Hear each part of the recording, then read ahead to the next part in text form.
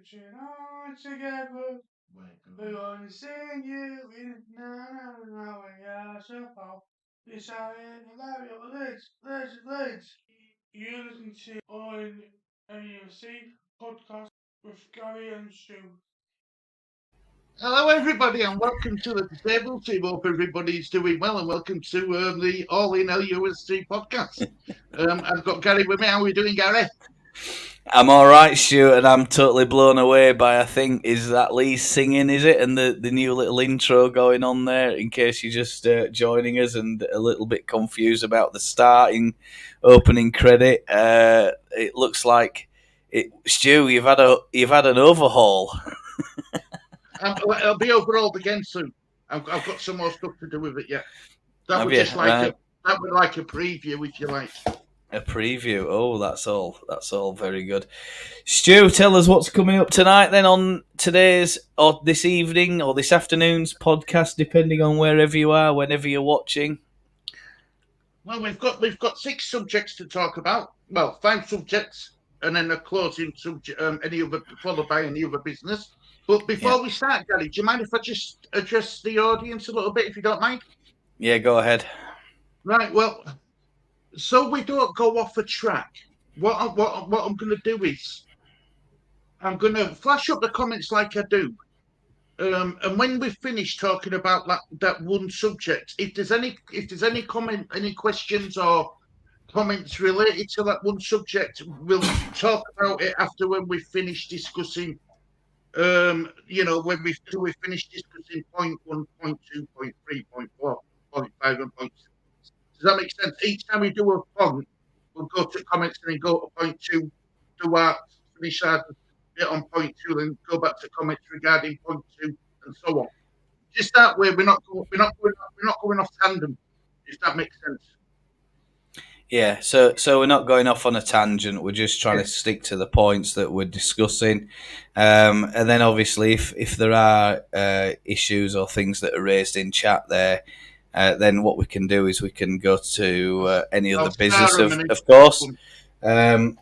I'll be taking the notes, of course. If anybody has anything to raise, then I'll obviously write those down, and then we'll add it in any other business a little bit later on in this podcast on today. And Stu, I think we're opening with point number 1.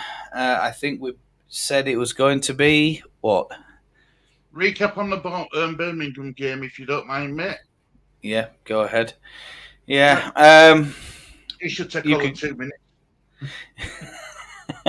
2 minutes. I don't know if I can spin that out for 2 minutes. To be honest, look, I mean,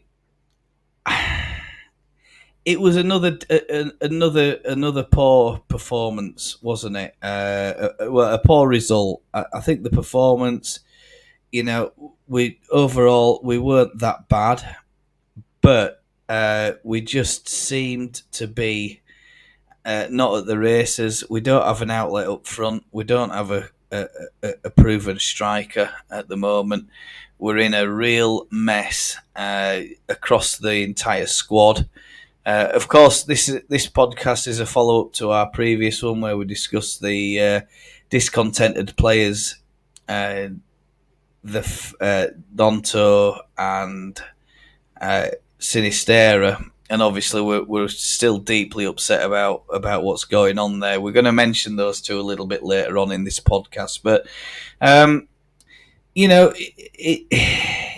think I summarised it in the video that I published this week. And I said that at this rate, although it's early doors, Stu, a loss and a draw is not championship form. It's not top 6 form, and we're going to have to be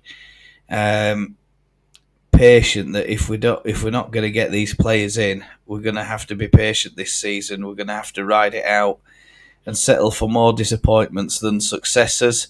It was a very I think when we did the watch along, Stuart, I think we both agreed that it was a very scrappy game to watch. It was a very difficult game to watch. Very few chances. It was all pretty much midfield stuff. When we did get into final third, the same problems reared their ugly head. We don't have any outlet. We don't have any idea. We don't have any innovation. We don't have anybody who's capable of threading a ball, making a decent pass, and we certainly don't have a proven finisher in there at the moment. So we're looking, in all honesty, we're looking very, very weak. And I honestly think that this West Brom game, it's West Brom, isn't it? Friday night, is it? Yeah. Yeah. Yep. I wouldn't be at all surprised. I think I'm going to have to say this, folks. It's a little bit downbeat, but I think we're going to have to prepare for a loss on that game. That's my opinion of it. That we're in such a predicament, and the upset that's going through the squad isn't helping at all. And we're going to talk a little bit about the press conference a little bit later. We've got a few points that we've picked up on there, and of course we hope to be aided by chat.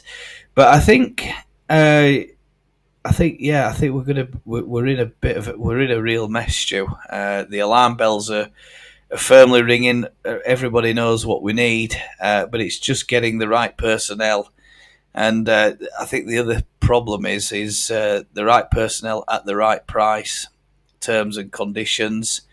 And again, I'd like to say that I don't want to see another repeat performance of that Birmingham game, but I can certainly see that we're going to be facing a better side with West Brom, I think.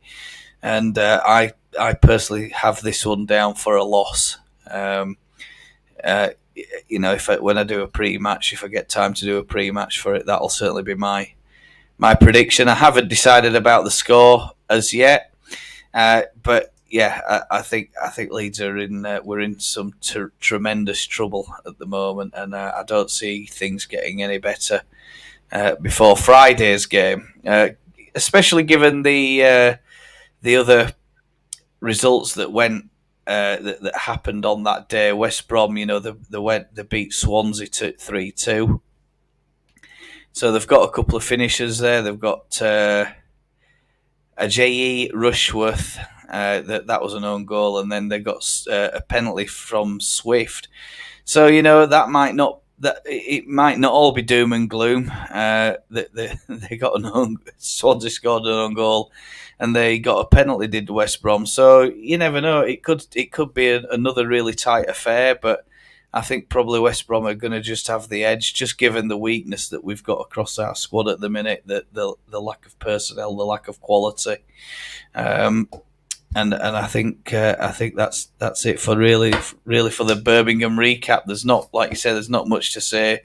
We got done over in the final minutes from what I said at the time. It was probably a dubious penalty. I wasn't 100% convinced. The replay seemed to show that the player went down looking for it, and Djukovic scored it in the injury time. So disappointed, Stu. What can I say? Just very, very disappointed, and I don't see. I don't know how we can improve things just immediately before Friday. I think it needs some fresh faces in the side, and that kind of leads us on to point number 2 in a moment or two. Stu, what did you think about that Birmingham match? Pretty much same as you. I thought it were an evenly balanced contest. I think 0-0 wouldn't have. I think both teams wouldn't have felt like they deserved any more than a point. I felt a bit sorry for Dan James, if I'm honest, and I feel a bit sorry for him because he's still getting slayed somewhat terrible about him not being a good footballer and stuff. I thought he was one of our bright sparks, if I'm honest, against Birmingham. It's the problem is, Gary, right? You can make as many runs and balls across the 18-yard box and stuff like that, but if there's nobody in there, you wasted. You're fighting a losing cause, and that's what you were doing. And he was his most productive player of getting up and down the line.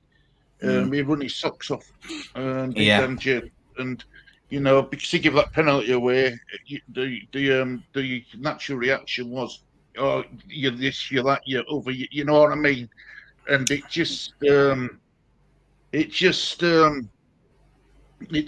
just one of them games. I'm going to go to comments now. I have started some messages, by the way, for this one. Yeah. Harvinder's in the chat. Hiya, Harvinder, mate. Hope you're doing well.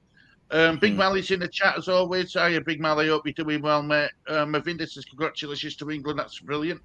England women got through. They bet Australia 3-1 in the semi-final. They're into the final at World Cup against Spain, I believe. Armani, what a beautiful intro. Thanks, Armani. Love. It's a work in progress, but we will get there.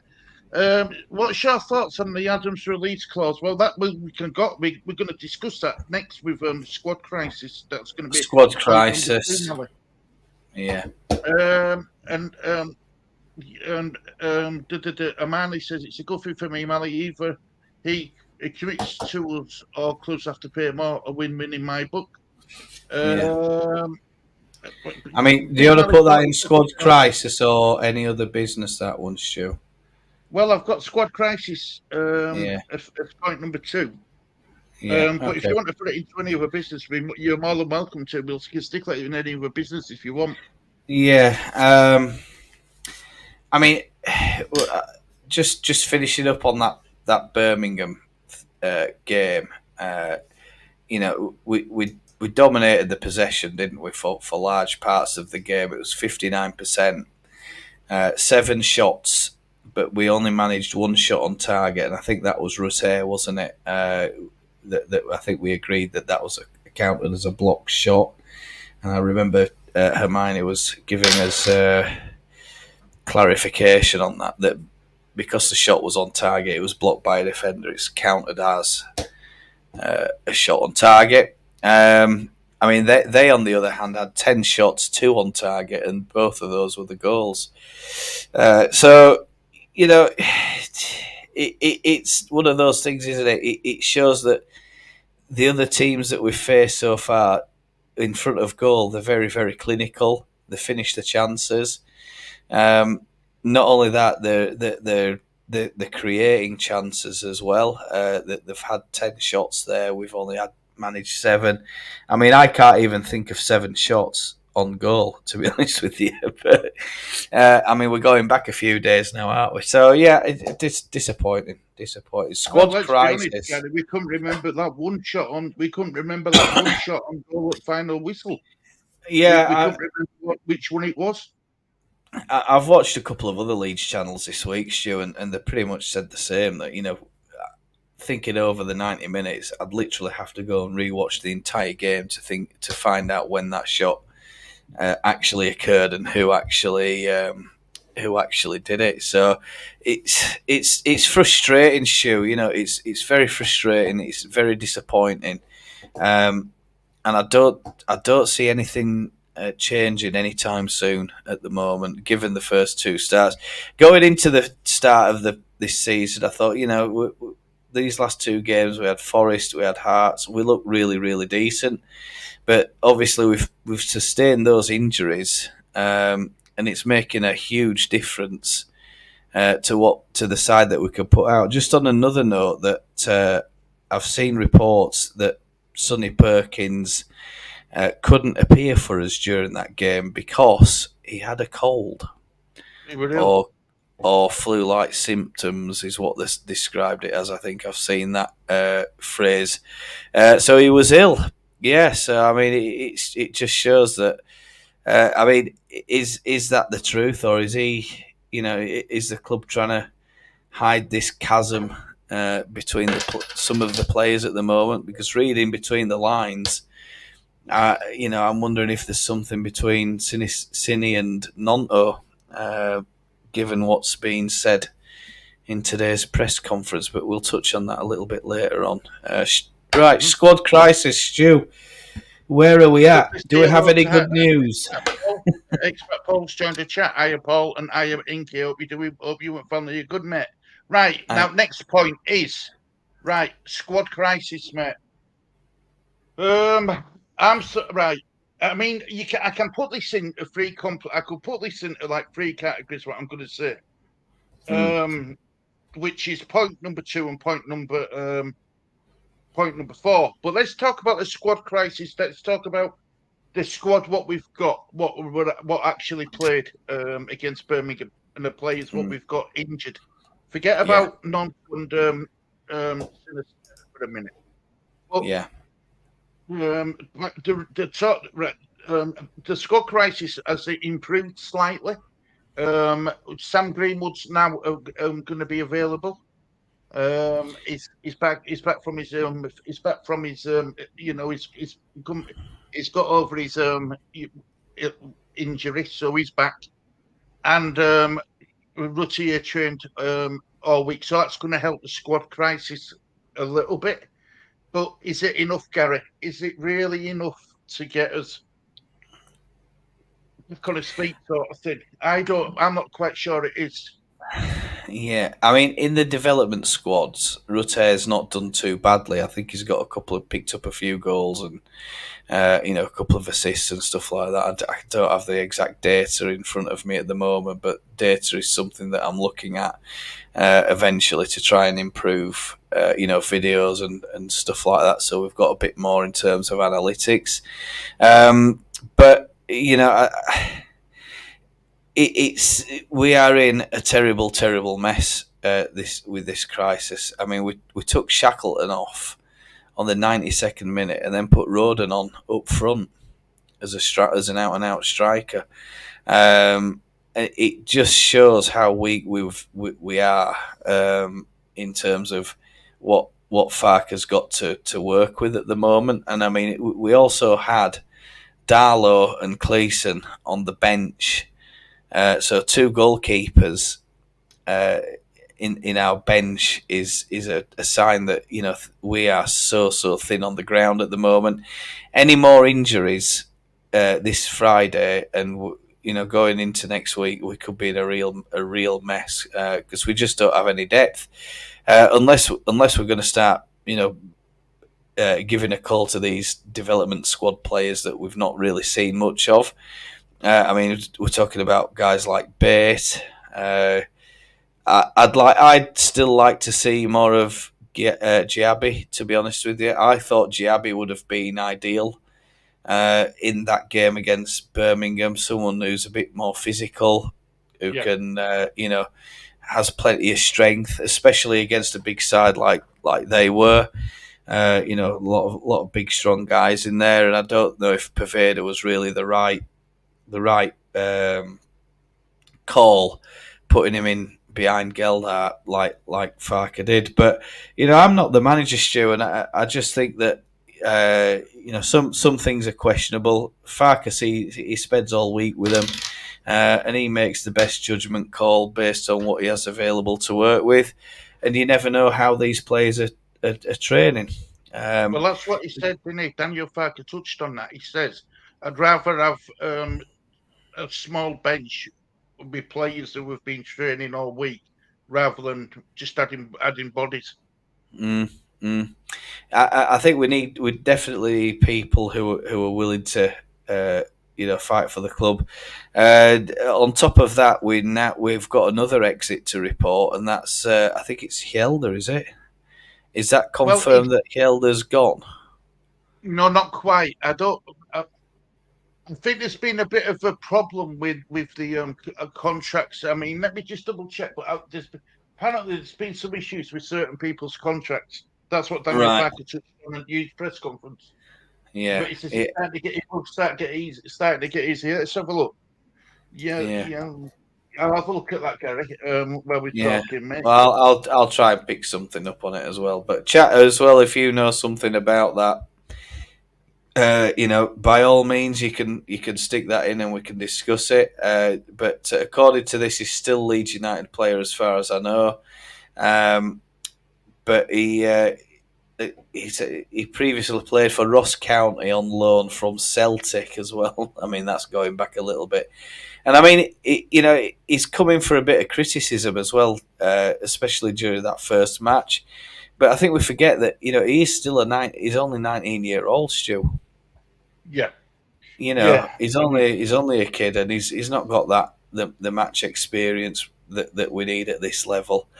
Um, he went out on loan last year, didn't he? But I'm not so sure about his appearances and stuff like that. But you know, we're just so weak, and we've been left in a really weak position because obviously we've sent out on loan all these other players from last season. Um, we've not brought people in immediately to replace them, and this is why I said, you know, I'm surprised we're even allowing players like Jack Harrison to go on loan to Everton while we're in this predicament that, you know, we have uncertainty over Sinistera, we have uncertainty over Nonto. I mean, if push comes to shove and Nonto somehow manages to wriggle his way out at Elland Road, and Sinistera goes, where are we? Where are we then? You know, we're just so weak. But in the transfer market, in my opinion, and as a club, we've been a badly run club. Not just this year, not just, you know, for probably over 30 years. When it comes into transfer market, you see how some of these players have gotten the money that they've gone for. You know, it's unbelievable. How badly we've been run and how badly we've let players go on the cheap and stuff like that. And I think we're going to be guilty of that again if we let Cine go back to Feyenoord. And of course Nonto. But you see, the thing is Cine's under a contract as well. So I mean, what makes Cine different from Nonto? I think Cine's got Cine had it in his contract that he's Might have had a release clause, but yeah, whereas Nonto Gonzo hasn't. Well, doesn't. this is the latest on Leo Lielda. Top flight exit not close for the 19-year-old Leeds United man, despite reports on Thursday in Yorkshire Evening Post. Leeds United defender Leo Lielda has been strongly linked to Serie A side Salamanca in this summer, with reports claiming that he could complete a move on Thursday. Preparations are well underway for Daniel Farke's third league game in charge of Leeds as the Whites take on West Brom. With his side needing numbers in the door, he very quickly in the market.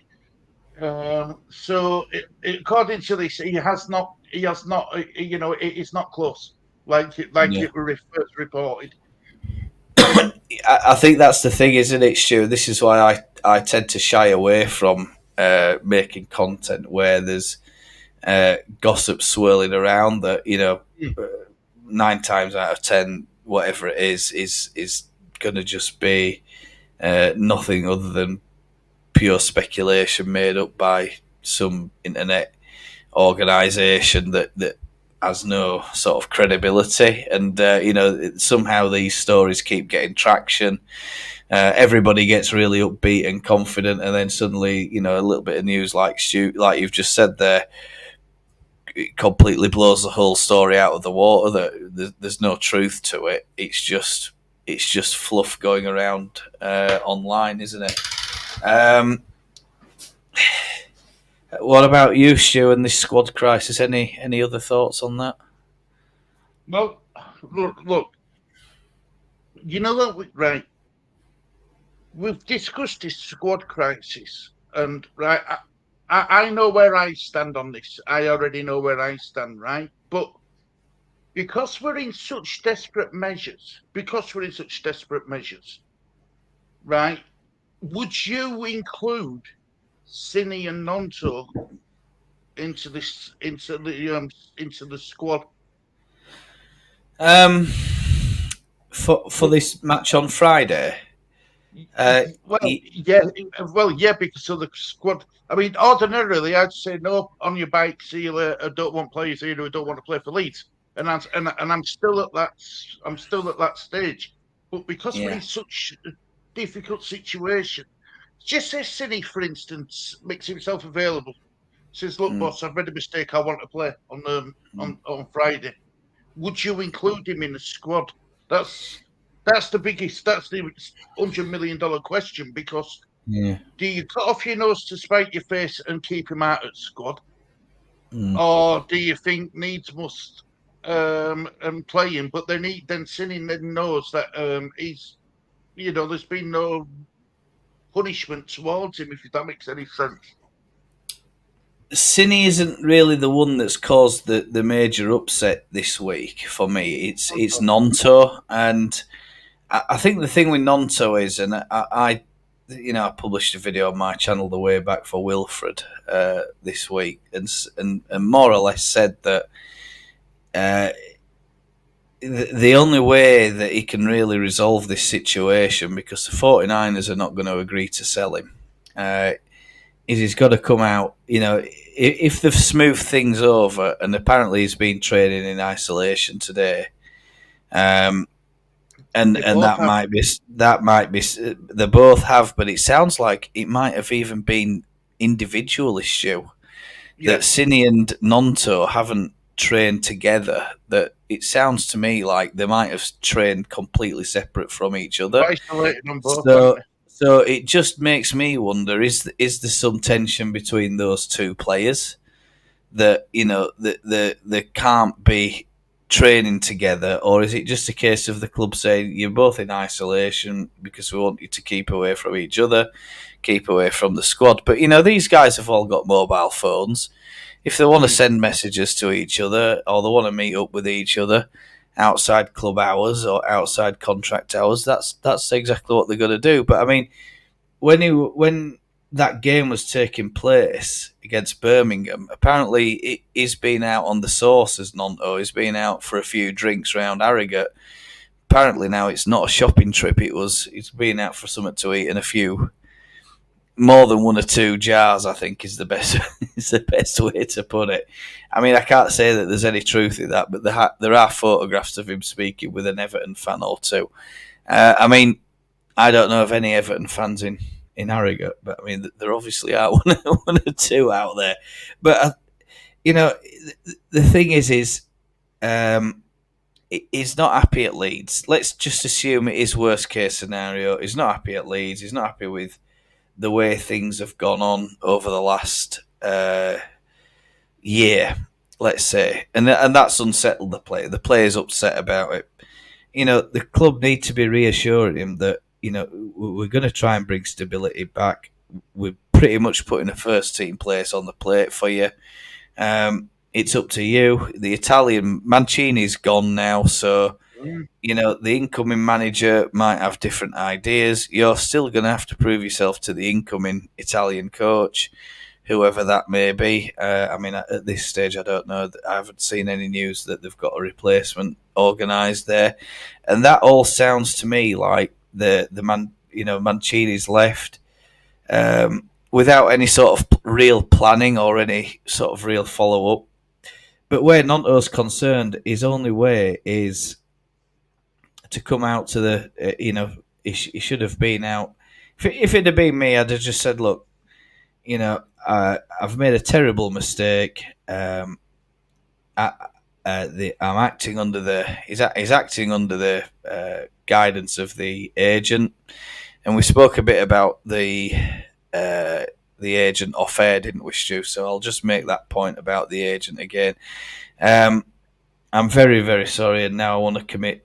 Unless anybody comes in with a significant offer, or you just say, look, you didn't even have to say that. Just say, look, I'm now committing my future to Leeds United. But you see, we go back to April. Jack Harrison was saying the same thing.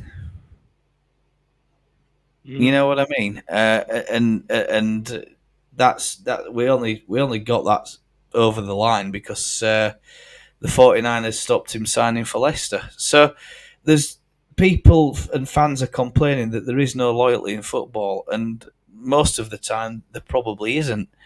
It's going to be rare that you find these kinds of players now that are loyal to a club, and those kinds of players will have come through the youth ranks, will have come through the development squads, and they'll have played in the first team for a number of years. But Nonto, Nonto doesn't have to be loyal to Leeds United. That's the worst thing. To him, it's a career, and we spoke a little bit about loyalty as well. in the past and said that, if someone comes to you, even if you're under contract or not, and says we're going to double your money if you can start tomorrow, but the window of opportunity is closing. Do you want to do it or not?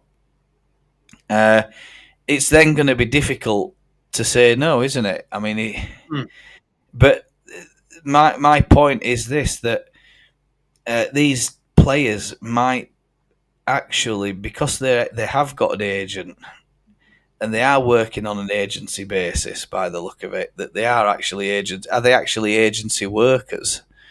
That the contract is, they have a contract with the agent. Is it going to cost them personally a lot of money to get rid of that agent, to replace that agent? And is Leeds United going to be happy about, or did Leeds United have an approved list of agents to say, look, Wilfred, these people work totally independent of us, but these are the ones. There's 3 of them. You can would like you to sign with any one of them. We'll buy you out of your agent deal with your current agent, and these are your new agents, and that's it. But you see, what is the actual agent function in football? Is it advice? And if it is advice, are they insured? Are they giving? Because legally, if the agent has advised him, oh, just don't play Wilfred, it's okay. What's the ammunition for the club to say, hang on a minute, you've misadvised your client, and we've got that client under our contract, and now we're going to pursue legal action against you for advice. Any other profession where you're giving advice, you have to have it's a duty of care to the client, right? And if you're not caring for the client, you're putting yourself at risk. And this is what I mean. The agents just don't seem to have any form of punishment or any kind of duty of care to the footballers. They don't care about the club, and they're completely ruining, in my opinion, the sport. But Wilfred's way now, he's got 2 options. He either swallows his pride, comes out with Farker and does a press conference and apologises to the fans, apologises to the club, says he's committing his future to Leeds United, and we all move on. And hopefully we can get him back in the squad. Same with Cine. Or the club just says, right, well, we're going to ruin you. We're literally going to ruin you, because you've said now that you're not going to play for the club. That means you're not even going to get a chance in the under 23s, under 21s, which I think he wouldn't be happy about playing in those squads anyway. And you can literally forget any hope of having a call up at international level, because you're under contract with us. And if you want, there's some washing up to do up at Thorpe Arch, go do washing up, or you could go clean Patrick Bamford's boots. And really, really ruin his career. And the club is, no one's bigger than the club. No players bigger than a club. And I mean, we've seen it this week about Harry Kane going to Munich and what he feels about it. That it's a really, really hard decision, but he's had to take it. He's literally had to take it. There's no other option. Tottenham have pretty much said to him, look, Harry, you're free to leave. Wish you all the best. You've done everything that you could do for us over the years. And perhaps the move is at the right time, the right age for you. And that's amicable. Both parties agree to it. But you see, the 49ers are playing hardball with Wilfred Gnonto, and it will be Wilfred Gnonto. If he doesn't swallow his pride, it will be Wilfred Gnonto that comes off worst on this one. I'd be quite happy as a fan if he came out and say, look, I've made a terrible mistake, but I'd also want to see some action against his agent. That Wilfred Gnonto has relieved his agent of his duties, or they've parted company. One of these softly statements that it wasn't working out. He's got a new agent, and it's someone who's a decent agent, who's got a track record of looking after players, and not abusing the players and not abusing clubs. Because it's abuse. It's manipulating a young player, maybe even against his own wishes. And if that's the case, that's a serious charge. Is that the agents are literally abusing the players, and it's wrong. It's wrong at all levels. Go on, off you go. Right. I agree with everything you said. Right. Number one, FIFA need to step in and act to sort out this agents badly advising their clients. That's what they are. The clients. They're a person who makes them loads and loads of money. That's all agents are there for. But number two, right? No football club likes dealing with agents. Overall, they don't. But Leeds United will have dealt with. You see, not so much the 49ers, but Leeds United would have dealt with loads of agents over years, and they'll know some decent agents and some not so decent agents. Like this, Willie Notto agent now. Any player who's under that agent, Leeds United won't even attempt to sign because they won't want to deal with that agent ever again. So couldn't it be a case of him coming out and saying that to Leeds, then Leeds saying, "Look, we know some good agents.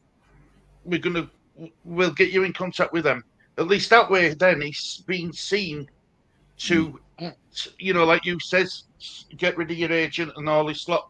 But maybe Leeds United know some decent agents who will look out for his best interests rather than their bank accounts. Yeah, there's no doubt that they'll have a number of agents that they have contact with, that they've done business with over the years. That this is the kind of agent we want you to be signing up with, and look, we'll pay you the release clause on this occasion, just to get rid of that agent, because you are legally being misadvised. It's a contract of employment. That's what you've got. And he's misadvising you. And he's a 19-year-old lad. He doesn't know how the law works in our country or in his home country. And I suspect it's very, very similar because it's the European Union. But, you get this impression that the agents are literally just abusing the players because these guys are young guys. They don't know anything. They're just how's he got this agent? Has the agent just gone in for him and that's it? We're going to put you up on a pedestal and you'll be all right under us. Promise him everything. And he's on £1 million a year. Don't forget, he's 19-year-old. Nonto. Yeah. It's a lot. It's by nowhere near the highest player in our league. Well, probably one of the higher paid players in our league, I think, at that age bracket. But overall, he's nowhere near the highest paid player. And if he's got ambitions to be the highest paid player, Britain is the wrong place for him. Saudi Arabia is the place. If that's all you care about, the money, Saudi Arabia's get on the gravy train with Gerrard and Henderson and anybody else who's gone out there. And you instead of earning £1 million a year, you'll earn it in a week. Which is why I'm so surprised with Nonto, because, like you said, he don't get paid an awful lot considering how important he is. How well looked up to he was before this. Not playing for club sort of thing. And that's why I'm a bit surprised that Nonto's gone down this road. I really am. I don't, if he were that bothered, he would have asked for it. If it were solely on him, he would have asked for a pay rise and everything. I'm not playing. I want more money, but he hasn't even come out and said that. He hasn't even come out and said, "Oh." Well, look, I've got some insider information about is it the Gordon transfer to Everton? And he's been advised. from Everton to Newcastle. So he has actually had that advice from the agent that, or from Newcastle. Just all you have to do, just refuse to play. Make up any story that you're mentally fatigued. It's mental health. Play any card you like. Just tell them that you're not prepared to play, and what that'll do then is it'll trigger Everton into offloading you as quickly as possible while they can get some money for you out of a transfer fee, because your contract's nearly up. You can walk out the door for nothing, and they'll get note for you at the end of the contract. So, but with Wilfred, it's different, because he's only signed a 5-year deal. When was it? 4 years, a year ago, less than 12 months ago. Yeah, less than 12 months ago. So he's still got over 4.5 years to run on his deal. We could make his life very, very miserable for him if we so choose. I don't want to see that happen, and especially when the guy's got as much to offer as he has. I want to see him with a Leeds shirt on, committing himself to Leeds United, and if he shows up on Friday, gets his 3 points, gets a goal, all will be forgotten. Hey Robbo, you alright? That's Peacock Whites of LUFC. Yeah, me and you need to have a chat. We'll do a live stream at some point. So Stu, City and Nonto, would you have him in if all is forgiven? They've got to not for this week, no, because I think not for this, not for West Brom. It all depends on what sort of attitude they had. If their apology was sincere, there's all sorts to consider. But as it stands this time, just my attitude is just let them go, because while we're paying for their wages when they're training independently, and they are helping squad. That's my problem. That's my problem. It would just, it's a catch-22. I mean, because we're so desperate, I've thought about it. I even actually thought about it. Normally I won't even give them 2-second thought. To me, they'd be gone now. But because we're that desperate, I'd have to think about it. Right, just catch up with some of these comments, because there's an awful lot. Just before you do, surely everyone deserves a second chance. I mean, Byram's got one, hasn't he? Oh yeah, of course. So I mean, is it a case of needs must? And I couldn't care less if we get him inside, and he commits he commits to us for this season. And he says, I'm going to give 100% this season, and I'm really, really sorry. I've made a terrible mistake. There's a punishment for the agent. Gets a new agent. Gets down on it. But you see, the thing is as well, Stu, the other point that nobody's spoken about yet that I've seen is what the actual psychological upset is amongst the rest of the squad over the way that they've behaved. Yeah. Because there are going to be players in there who are now thinking, oh, well, hang on a minute, he's doubling his salary by forcing a move. I'll do the same thing next week. While this transfer, still 3 weeks left, someone's going to come in for me.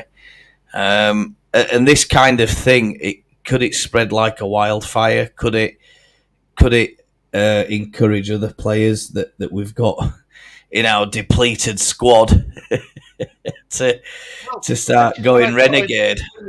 This is where you've got to give kudos to Daniel Farker for acting by making them train independently and as individually as well. Not just took them away from the group; it's took them away from each other. Yeah. So Daniel Farker's got to take some credit for that. So I'm just going to quickly go through these comments, Gary.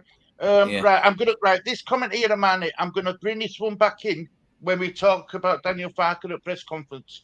So I haven't forgot my love, but that one will be brought in.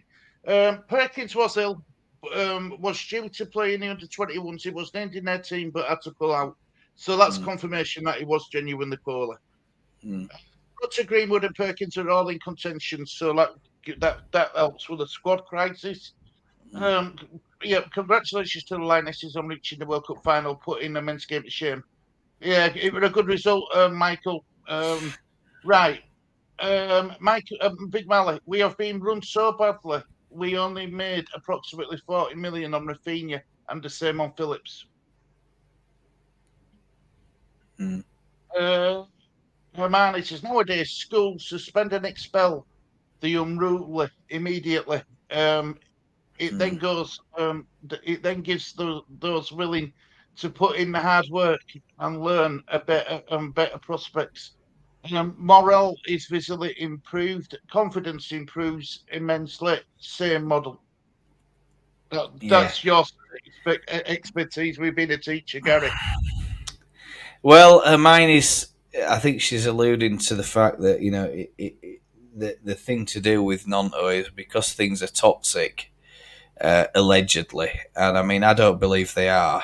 I don't believe things are toxic just yet. To the point of Farker and Nonto are not speaking, or Nonto's not speaking to any of his teammates, but especially when we consider that goal celebration with Somerville, that had Nonto fallen out so badly with the rest of the team, he wouldn't have been over there hanging off Somerville's shoulders. So I think what she's trying to say is that he's misbehaved. We should get rid of him and get what we can for him.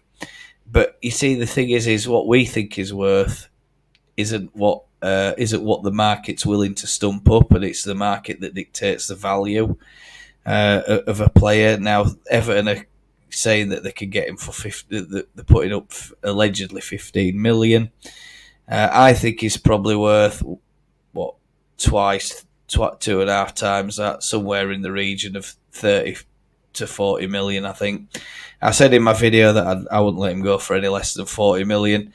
If the Italians believe that he is going to be one of the greatest ever Italian players that's ever lived, someone would be coming in. One of the titans of Italian football would be coming in for him and making no bones about signing him at that kind of money. But you see, there's a racism aspect in Italian football, isn't it? I think we've seen Balotelli suffer from all that kind of abuse. Does he want that kind of thing? Is he prepared to put up with it? It's ingrained in Italian football. It's not a very pleasant place for players of colour to play. And I think he's done really well. I mean, he's had a pay rise out of us anyway, as Nonto, a significant pay rise compared to his first contract with us. And the contract renegotiation is huge. So, I mean, I think there is a greed aspect to it, Stu. There's money aspect, but everybody's out to get what they can these days. I don't begrudge him for wanting to get paid more, but is it him who wants to get paid more, or is it the agent who wants him to get paid more? And I suspect it's the latter, and that's why I believe that Wilfred Nonto, if he is remorseful and he's not happy with the agent, you fire the agent. Yep. Other players have done it in the past. If something's happened and the player that reflects on what the agent's told them to do and thinks, hang on a minute, I've done that, but now actually, in hindsight, that was a silly thing to do. I'll fire the agent. Yeah. Fire the agent. You come out on whatever it is. You sort it out with the club first. Look, with the manager. This is what I plan to do. Do you agree? I want to apologise to the fans, apologise to you unreservedly, and commit the next 12 months 100% to Leeds United. Can I get a shout in? Can I get a shot at the starting 11 on Friday? Farker's going to say, "Yep, I think I'll agree with that." He does that. He gets on with it. Job's done, and then we just look at it and say it's an employment dispute. and that's it. It's over and done with. And then if he goes on and smashes 25 goals for us this season, thank you very much, Wilfred. And now the asking price has just gone up. It's gone through the roof. It's the best way forward. It really is. I mean, sorry's always the hardest word, isn't it, Stuart? It is. Apologising and admitting that you've made a mistake. Apologising, yeah. Is the hardest thing. Yeah, I think so. Charles, we've all done it though. Charles, August is always going to be damage limitation. We must give. We must have players lined up. Farker seems cool. We need to stay cool, I think. I hope you're right, Charles, and welcome to chat. Michael, the good thing for Leeds is that Tottenham has entered the race alongside Everton for Nonso. That should be a bidding process for him. So should increase his transfer fee, which will benefit Leeds. But there's no race at the moment. There's no race for him, though, Michael. There's no race for him because he ain't for sale. That's the thing, isn't it? Yeah. It sounds controversial, but we ain't selling him at the way things stand. He's got no release clause. He ain't going nowhere. And that YouTube short that I made, I said he's going nowhere. This season he's going nowhere. He's with us, and that's it. He might as well just pull his socks up, get on with it, stay quiet, and apologise, do all the stuff that we just talked about, but just knuckle down, give your best for us this season, and leave Ellen Road a hero if that's what you want to do. But by then you might have changed your mind if we get back to the Premier League. Because, I think Everton get relegated. What have you got to look forward to? Not a lot. But Tottenham, with Kane leaving, that's got to be a really good prospect for him. But is he? Let's be clear, Wilfred Gnonto is not Harry Kane.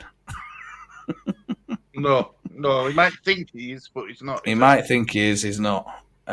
He's not got the same attributes to his game as Harry Kane. So I got the same attitude either. But it sounded nah. Charlie says, "How can one agency represent the buying club, selling club, and the player? Surely that's blatant corruption." I'm not so sure I understand this, Stu. Well, what he's saying is, how can an agent will go to the buying club, then he'll go to the selling club, and then back to the player. So he acts as Willie Gnonto's agent at Everton, who's going to buy him. Acts at Leeds United, who's going to be selling him. So how can what he's saying is, how can surely that's blatant corruption if you do what if you do?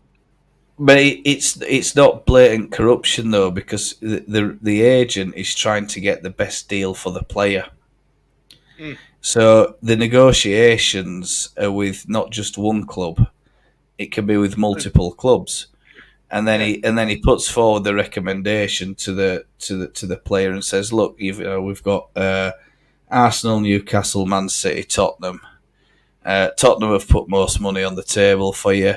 They're all offering exactly the same terms, and I'm recommending to you, Wilfred, that or whoever that you sign for Tottenham Hotspur. So that the agent isn't representing any club. The agent isn't representing the interests of any club. The agent is representing the interests of the player. Yeah. So I don't know if that clears up the confusion or not, but I'm assuming, Charles, that's what you're talking about, right? So, yeah, go ahead, Stu. Amani says it was a deliberate act to stir up the hornet's nest, making it impossible for him to stay. However, we need to stick to the £25 million and stay strong. Agent and Everton should face consequences. I think we touched on that last time, that it's not just the agent who's responsible. Everton, by somehow, whether there's been a leak there or something, but it's alleged, and I'll say it's alleged because we don't know if it's factual or not, but it's alleged that Everton have agreed personal terms with the agent, and if that's the case, after being told no, there's no approach because he's not for sale, and we've said that to Everton. It's another charge on a very long list of charges that they're going to have to face going forward into their hearing in October, I believe, but I can't say any more than that. Ideal scenario for me is Everton buy Nonto for 30 million, then get relegated. Well, we'd all be laughing if that happened, wouldn't we? We'd all be laughing if that happened. I can't see it. I just can't see it. I just can't see it. If Spurs are really, if this league, I mean, we don't even know where this source is that says Spurs are interested. But if that's the case, Nonto he's not going to choose Everton. Surely not. No, But I there we wouldn't go. thought so. Not now. Not now. They've got Jack Harrison. No, just don't see it. Teacup White says, "Hi guys, hope you're well." Yeah. Mally, a fairy tale ending to it all. I agree 100%. Nonto agent needs to be changed. Charged. Sorry, Charged. Yeah, charged with. Yeah. We've got some top people at the club. Rudy Klein Thomas isn't the kind of lad to get moved off by agents. A good point, Big Mally. Yeah. You said I'll about do this, this didn't you, the Bosman? Yeah. Yes, Charlie, the Bosman affair was always going to end in situations like this. Hindsight means nothing, sadly. Money rules supreme. Loyalty disappeared forever. Not sport. It's now a lifestyle choice. Yeah, I think we've seen that over the last week or two. It's depressing if you. It's depressing if you allow it to be. Greed ruins everything in life. Over to you, Shu. You could do these next couple. Aren't they going to Symphony Everton and Newcastle show interest in him? And like Nonto, he down tools well under contract in order to get a move. Eventually, he went for 45 million. Happy days, brother. I think that's to you. Yeah. I could never celebrate a Nonto goal again personally. Exactly like Gary. If someone steals your bit of money, it doesn't mean that you'd go and do the same to everyone else in return. Anthony Gordon. Yeah. Did Byron tap down tools? I don't. If I remember rightly, there was something along the lines of, and I mean, I'd have, because we're going back a lot of years here, aren't we? That he left, and it was a controversial moment of him leaving, and he'd said one or two things that a lot of Leeds fans weren't happy about. And it would be interesting to dig back through the records, but I don't think that was an amicable departure for Byram, if I'm right. But you see, when you're young, you're stupid. No, when you're young, you expect people in and around you, like your agent, to guide you, to be protecting you. Yeah. Doing stupid things, saying stupid things as well, and then letting it out in the public. So he did at one point got ill advised. Yeah, I thought, but Gary's comparing. No. Well, I mean, Cine and Byram. I mean, and Nonto. It doesn't matter when the second chance comes, does it? But does everybody deserve does everyone deserve a second chance?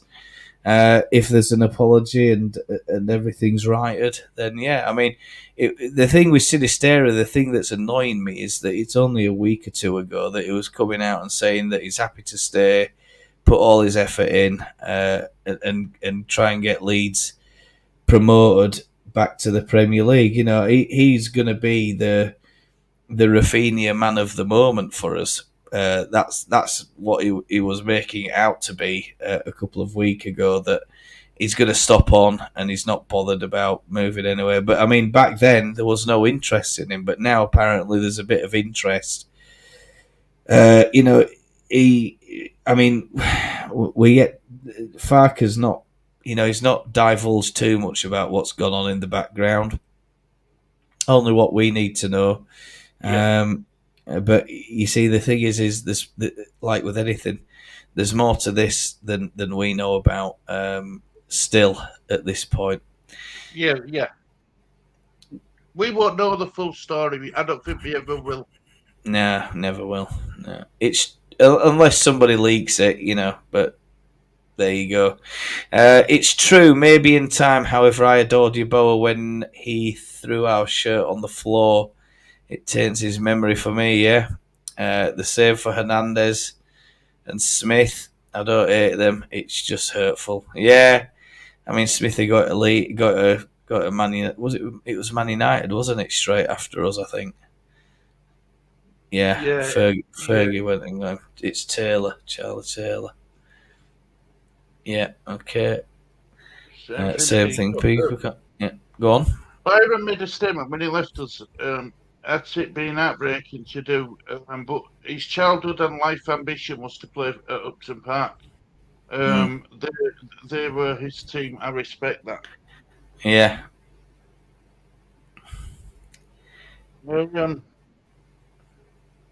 Right.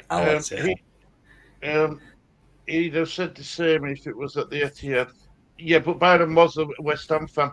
He was a West Ham fan about Sam Byron. Yeah. A YouTuber reminded me yesterday about a young lad at Liverpool who went down his path because of his agent.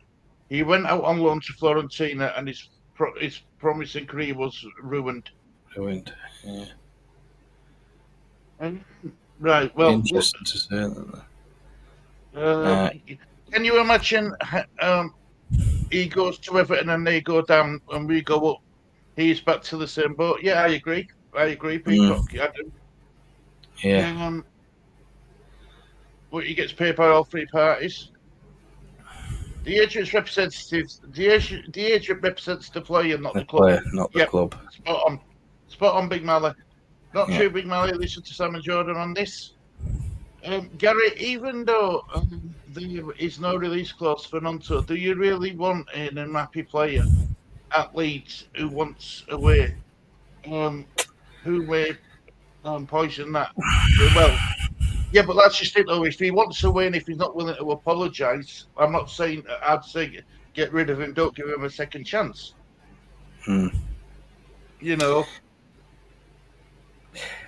It's a tough one. I don't see. Like I said, he's got two choices, hasn't he? Either he becomes a stubborn little mule, and if that's the case, Leeds then shelve him. We're just going to ruin your career and bugger you. That's option number one. Option number two, from a Leeds point of view, is if the right money comes in for him, just offload him, offload the problems, and he can take his drama somewhere else. That would be the preferred option for me. But the 49ers have said that he's not for sale, and that's the end of that. But the only way then really is that, like I said, he comes out, he apologises, fires his agent, says he's been misguided. It was a very big mistake, and that he's been misrepresented by the agent, and things aren't as the fans seem. And he's very sorry, and he's going to commit to Leeds United 100% going forward. 12-month time, like I say, if he's got 25 goals, or near the end of the season, 25 goals, he's had a storming season. Then you're going to start seeing heated competition for Wilfred Gnonto's signature, and if that's the case, then we're back in the driving seat. We can get rid of him for a lot better asking price, and that's it. Or we're in the position then we can say, well, actually, you've still got 2 years left on your contract, Wilfred, and it's perhaps time that we start negotiating your salary and your benefits and all this other stuff, and put him in one of the the higher earning categories, assuming that the club have that. But I mean, there are clubs up and down the country at the moment. They sit there talking about pay structures, transfer fee structures, and all of that. And they're constantly going out of the window. I mean, look at Liverpool trying to get Casado, bidding 100 and trying to match Chelsea's bid for him, and he's gone to Chelsea anyway. The power, it shows that the power's in the players' hands, the agents' hands. The clubs are just, a cash cow for them, and that's it. That's all they care about. That's literally it. It's the game. The game is wild. It's wild, but that's because of the agents. It's and the lack of regulation, and oversight of these agents is actually quite alarming. I think that these agents can come from anywhere in the world and represent whoever they want, and start trying to hold a gun to the head of the clubs over the players' services. But anyway, we move on. Yeah, well, we'll go on to the next subject in a minute. But one thing I want to finish on. I don't deprive anybody playing in Premier League. It's how they go about it where I've got the issue. So look, we've talked about this for a while, and he finishes up by saying respectful debate, and a difference of opinion is good for us all. Well done, everyone. See, so that's what we're all about here. I know what you mean, Ian, about using that word, but I would just kick them out. It's simple, and it won't happen again. Well, that's what Daniel Farke said. Right, so next subject. Speaking about Daniel Farke, it is about Daniel Farke, Gary. And do you think he's handled this well? His hands forced, isn't it? I think the 49ers are more or less guiding him on what they want him to say in front of the cameras. That this is what we want you to say. Don't tell them too much. We don't want too much spilling out about what's going on behind closed doors. You keep it to a very minimal, very brief answer. You don't need to go too much into what's actually gone on, and just give them the positive stuff. That's all they need to hear. That's it. That's all they need to hear, and that's it. So the thing is let's assume that Nonto and Sinisterra have trained, or they are training in isolation at this moment in time.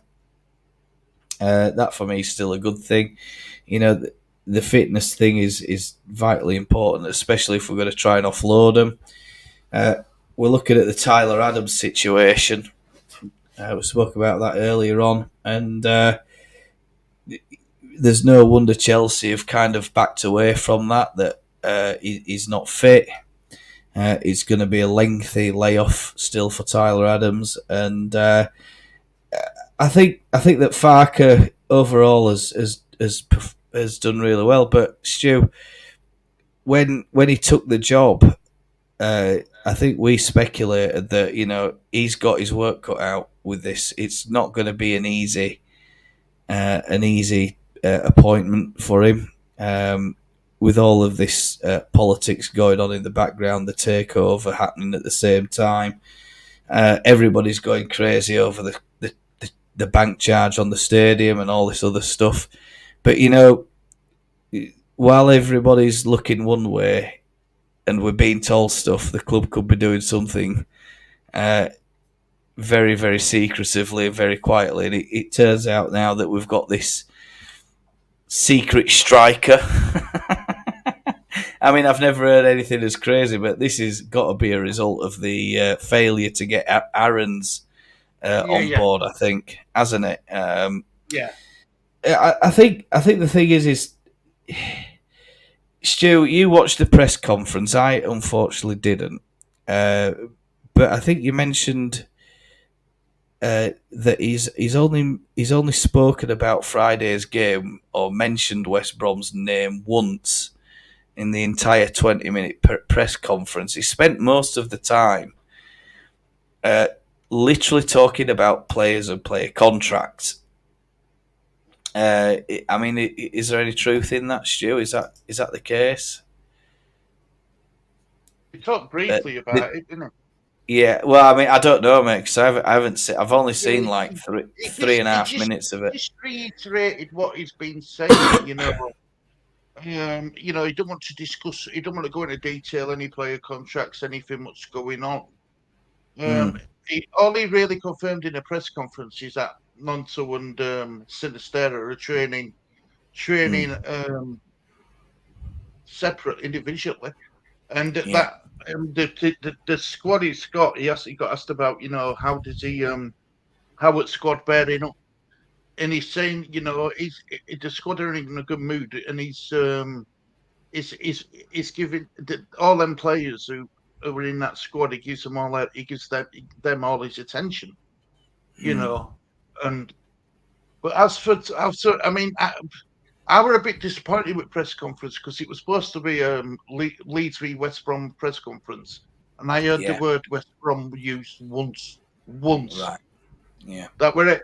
So it were all it were journalists trying to find out as much information as they could about these contracts, negotiations and stuff.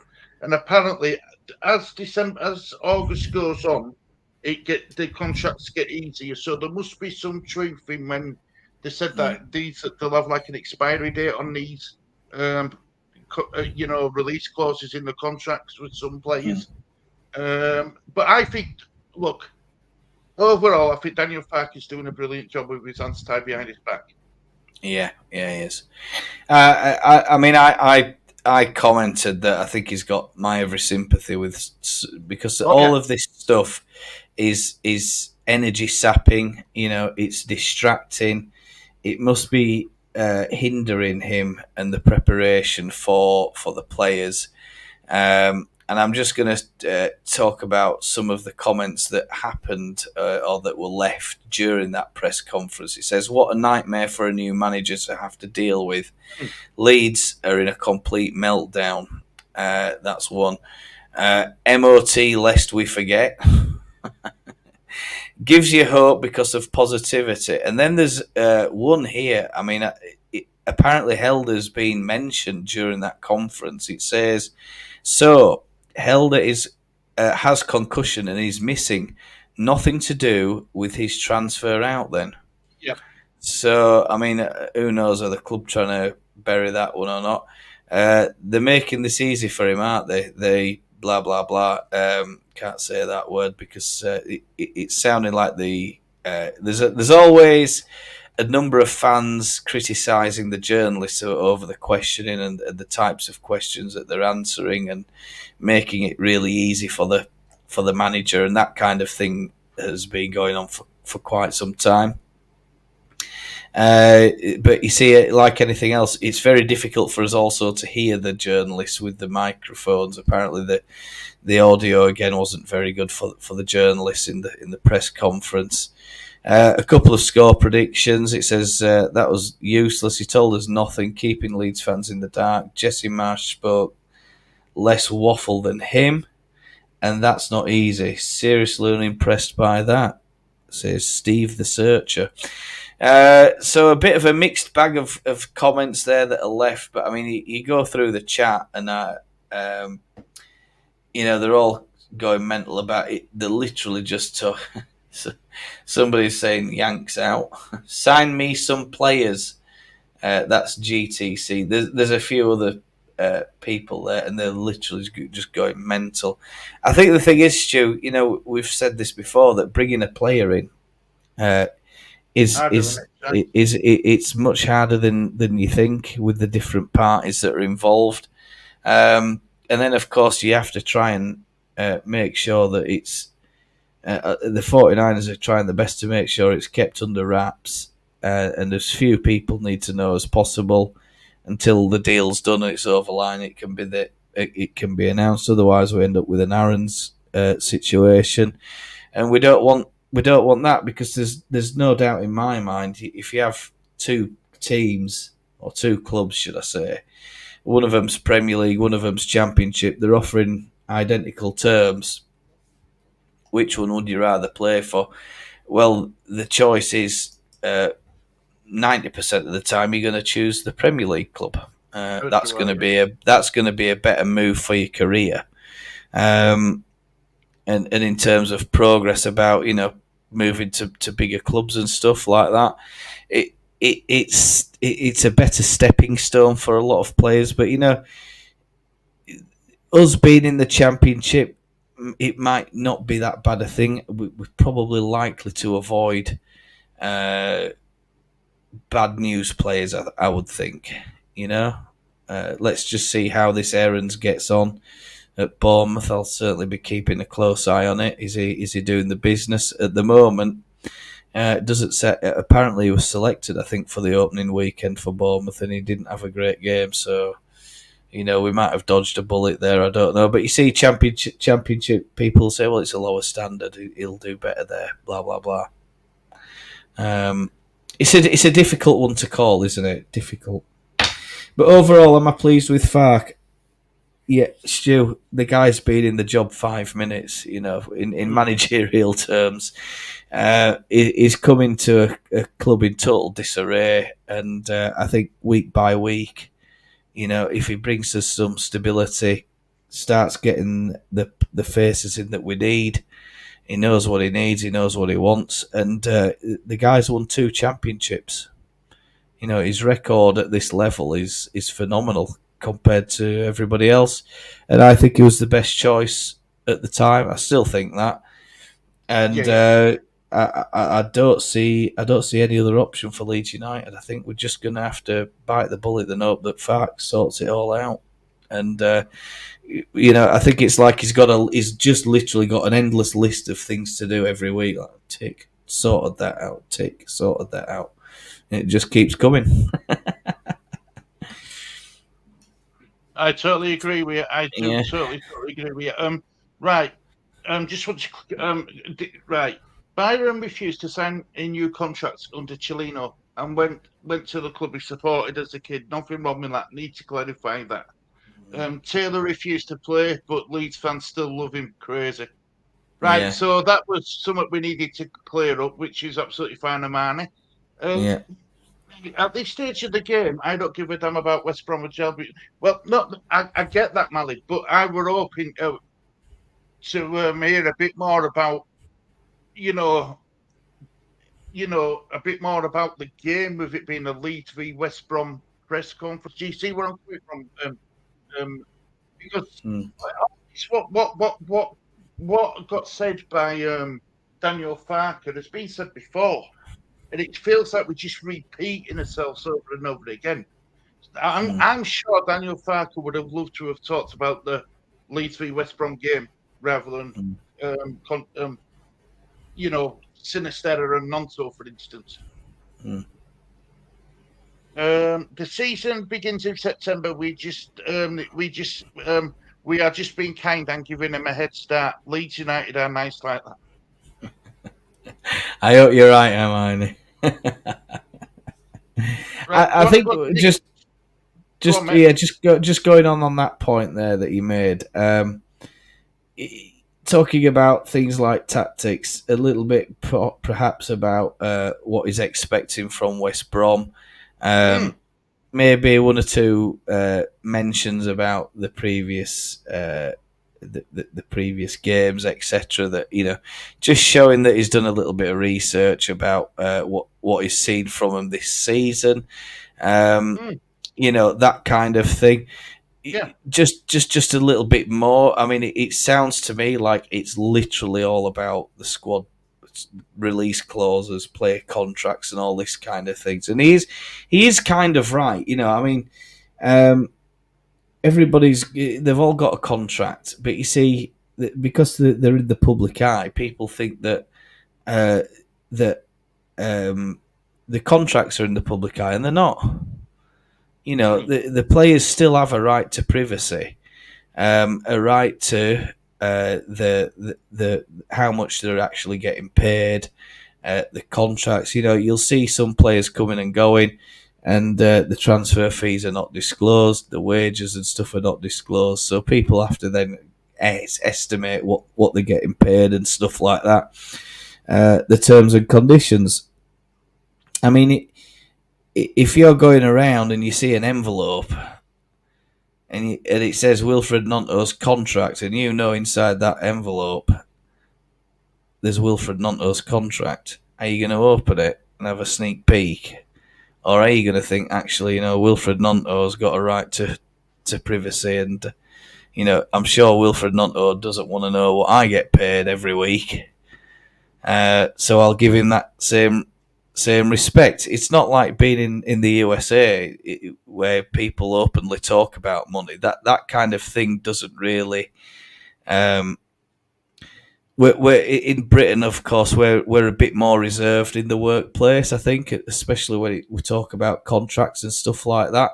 So, do you open the envelope and look at Nonto's contract, or do you just leave it and, you know, whoever needs that envelope, they can pick that up, and it's their right to pick that envelope up.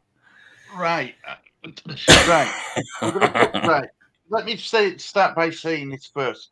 I wouldn't appreciate if someone opened up a letter of mine what accidentally got dropped by Mr. Postman with my bank statement in it. So Yeah. what I'd like to think I'd do is pick up the envelope. No, don't leave it for the next person to read. And you know, make sure it found its way to the right person. Yeah, definitely. But you're always going to be tempted because it's the play. It's the play. You know, it's the. Everyone wants to know about what's in the Willie Nonto's country. You know what I mean? But no, I'd like to think I'd hand it in, Gary, to the right person, for it to find its way to the right appropriate man. I genuinely would. But that's probably people so you're mad then, because you can find something out about a player, and you know, but you chose not to do it. I work in a very difficult environment, Stuart, as you know, where and I've spoken about this offline with Stu in case you don't know, so I'll just tell you a little bit about it. I work in a place where quite literally all of my work colleagues think that I get paid a lot higher salary than they do, right? I can't tell you whether that's truthful or not, because I've not seen the contracts. I've never asked to see the contracts. They do a different job to the job that I do. And it's a similar case with footballers, that, you know, you're getting paid what you're getting paid, and that is that kind of information. Is it the kind of information that we should be transparent about and everybody else should know? And it isn't. You know, they do a different job. Defenders get paid a salary, the midfielder gets paid a salary, the forward gets paid a salary. Now, one assumes that the centre forward gets paid a higher salary because he's the one who bangs in the goals. Yeah. And he's on different bonus levels and all this other stuff. And, you know, facing that kind of... It can literally be hatred, you know, like literally they hate you. I know that they hate me because they think that I'm on a lot higher salary than they are. I can't tell you that whether that's true or not, you know. And I said to them, even some of the locals, you know, oh, you know, Gary, you must be the highest. You're this, you're that. You must be. I say, I'm not the one who has a house and I don't have a car. I said, so where this.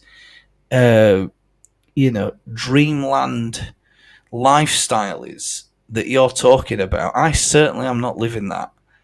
I said, so you want to, and I'll tell them, you know, I'll say, you really shouldn't sit there worried about how much money I get earned, and don't lose any sleep over it, because you're the one with the house, you're the one with the car, and you're the one with the wife and 4 kids. I said, and if you're managing all of that, then well done. Don't you don't need your energies are better spent on yourself, not sat there worrying about how much I'm getting paid. I said, and the other thing as well is it's got absolutely fuck all to do with you.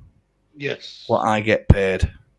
I said, now if you don't like it, my advice to you is you can take that advice, or you could go upstairs to HR, ask to see a copy of my contract, find out how much I get paid, and then tell them you want to get paid as much as I get paid. I don't think HR will tell them that, though, do you? I said, don't you dare come to me with that. Well, no, I said, you might not like what I'm telling you. I said, but the thing is you need telling. Yeah. Do you understand what I mean? That kind of thing is going to be happening at Leeds United. I mean, I have seen a YouTube short going around that says that Sam Byram's was one of the league's lowest players on about £1,400 a month, or something like that. Sorry, Sam Greenwood. Sam Greenwood. I beg your pardon. I mean, I don't know if that's true or not. So money has, money causes all sorts of conversations and context, doesn't it? Wherever you work, whatever you do. I mean, it's interesting to talk about personal experience and how that might relate to the kind of thing that's going on in the footballing world. Yeah, crazy. But overall, yeah. Next point, Stu. Are we 49ers? We've got some comments here. The club should put up to deal with and answer the questions on all financial stuff. It's cowardly not to have a press conference and leave all this down to Farker. But the thing is, Charles, like we've just said, it's a private enterprise. It's a consortium. It's a private enterprise. It's not a limited It's not a public limited company where they have to share financial information by law. It's a private private enterprise where they're not required to do that. So really, from a fan point of view, it's got the financials of Leeds United. Okay, we'll get a copy of the annual accounts once every 12 months or whatever, and those might be filed with Companies House, and those might actually be available. But unless you're an investor in Leeds United, you're not going to find out. You're not going to find out anything. Like these sports personalities that pumping money into the club, they're then going to be entitled to that. What I would classify as sensitive information, and as far as they're concerned, it's got nothing to do with the fans. Well, Daniel Farker, he got asked about the financial situation at Leeds by the press, and his answer was, "I'm just here for the sport. It's not for me to speak publicly about our financial situation. There are rules we have to stick to. It's not clear on outgoings. We know we have to improve the squad, and we're working hard behind the scenes. We'll have more clarity on incomings as exits become more clear. We're confident we'll have a competitive group in September." So he did get asked about the financial situation at Leeds, and he says, "I'm not here to talk about it. I'm here to talk about the sport." Yeah. He's not qualified to speak about it, Stu. That's the thing. Yeah. He's not on the board of directors. His job isn't in the accounting side of it. There's a whole team of people who are sat there running the financials for Leeds United, and Farker isn't one of them. I mean, I can't even believe that one of the journalists has bothered to even ask him a question about a business-related matter that I think what it was, it's unlikely he has any involvement in. It's weird. I think it was mainly, have we got the money to buy players? Yeah. I think that was what it was mainly about. But again, like he says, it's not. He ain't going to be able to answer that, and even if he wanted he ain't going to tell him the size of our war chest, whether he knows or not. He doesn't have to do that. It's, and I agree that he's protecting the 49ers, which in turn is protecting the club. That the other clubs don't know how. You see, if they find out that we've got a massive amount of money for transfers, what's going to happen? Clubs that we're going to want to buy players from, I'll add on £10 million to or £15 million to additional value. Yeah, player inflation will just go. It'll just go crazy, and we're not going to be able to pick them up. But then, obviously, we've got the FFP to think about, financial fair play rules and stuff like that, and making the club sustainable. Now, I mean, all of those signings we brought in last year under Marsh, that was a significant amount of money, and my suspicion is that a lot of that money didn't come from Red Rosani. You would expect that the 49ers were putting their percentage in to fund those acquisitions. That, example, they own 45% of Leeds United. So let's say this plays 10 million. You're going to have to fund it for 4.5. All right, but Farker's got no business talking about that kind of thing, and I take my hat off for him to keep that information private. So yeah, good for him. Finances, yeah, oh, it should be, yeah, absolutely, Hermione. Yeah, I totally agree. Leeds United go to win the Championship, EFL Cup, and FA Cup. Oh my God, Richard. I hope you're right, Richard. That's a dream. Says it every week. I understand that. However, it should be them batting away the question, not the football team manager. Yeah, sorry, Stu. You could just go through those comments. I'm just going to. I've just got a little issue to attend to. It'll be a second. No worries, mate. You get shut off, mate. Where in the rubbish financial? Put the whiskey down, Adam. Yeah. I know which. I just wanted Gary and Stu's views. No, we haven't got money to buy our players. And as far as I said in previous streams, press conferences are a waste of time and money. Simple. It is an excellent business model. Sadly, those who know zero about it shout a lot. You strip back to basics and rebuild on a solid and structured foundations. Sustainability is key. And then imagine if the contracts were on a yearly basis, like the olden days. You like talking about the olden days a lot, don't you, Ian, my friend? You do. Right, we're ready to go on to the next subject. Well, yeah, I mean, I'm on an annual contract, so that's how my life works. It's year to year, 7 successive years. They keep, but then again, I'm not going to blow my own trumpet. Let's just get on with it, Stuart. Point of order. The 49ers, right? First things first. Right, we the problem is, right, and we knew this, though, didn't we, Gary? They do everything behind closed doors, and it's driving the fans crazy. It's driving the journalists crazy because they're so used to getting tidbits leaked out to them, and at the moment, the 49ers aren't coming out with anything. No. We agreed, didn't we? We said that this is the best way to run a business is by not discussing anything in public. Yeah. But should the 49ers be a bit more... Should the transparent. Should be a bit more transparent with the fans? Or do you think they're doing the right thing by keeping it in background? I think, like anything in business, Stu, if I had a business and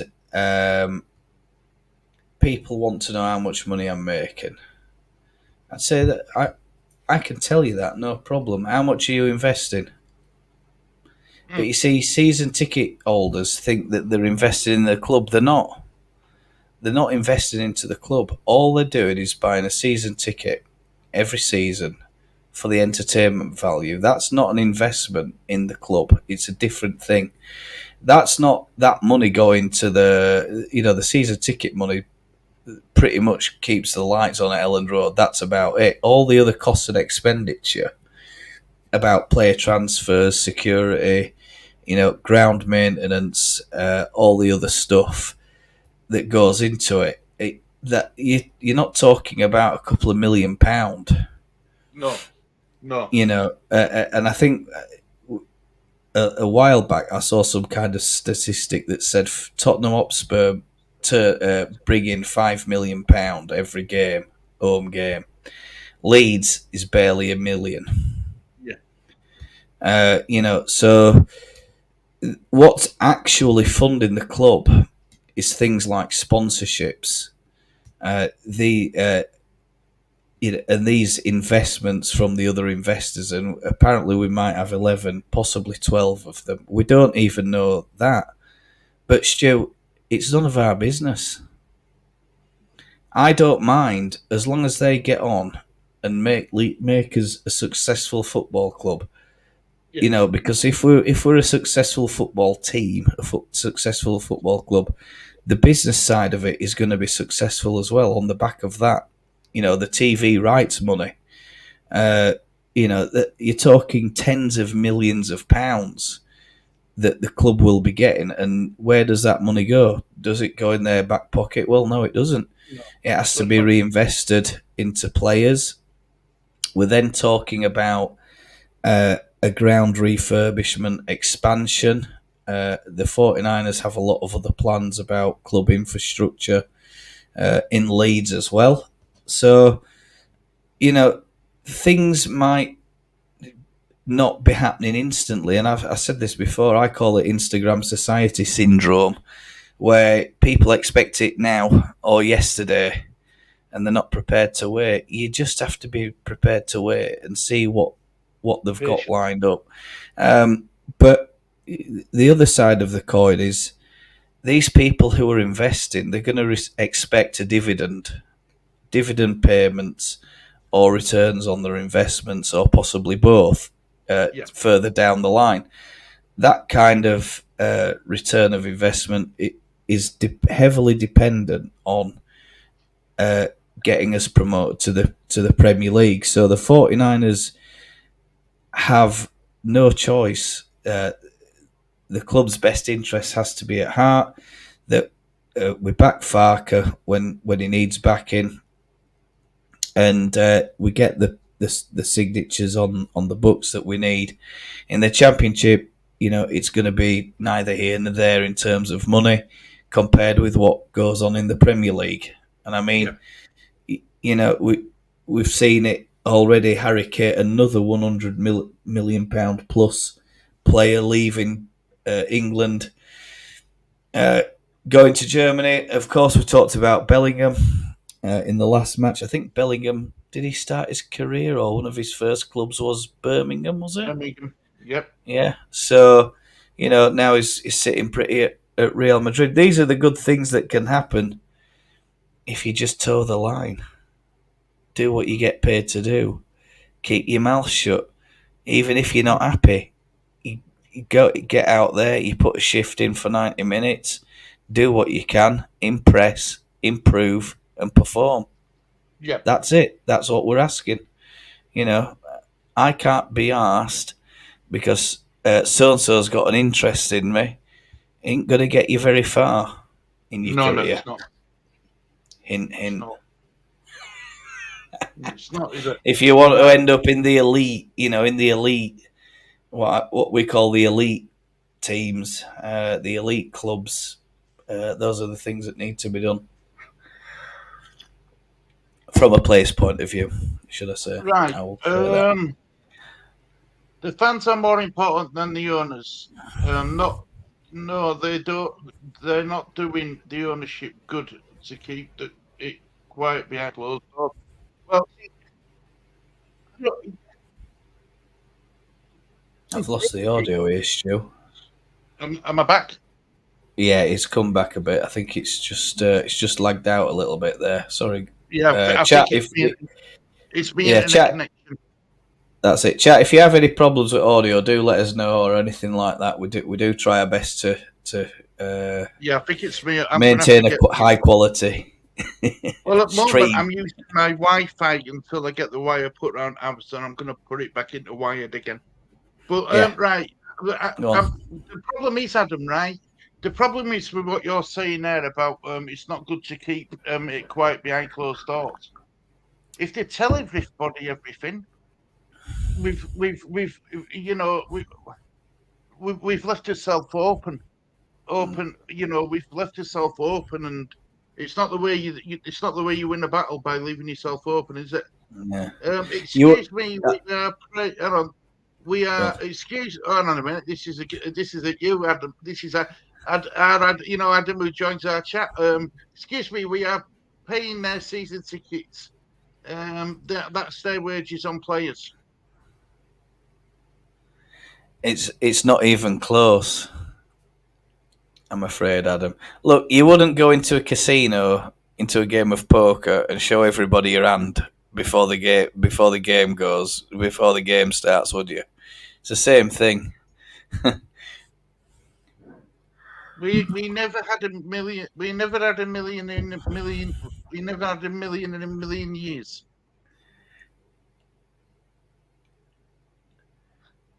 Hi, Elise, 2023. Hope you're doing well. The 49ers are going to make us dry.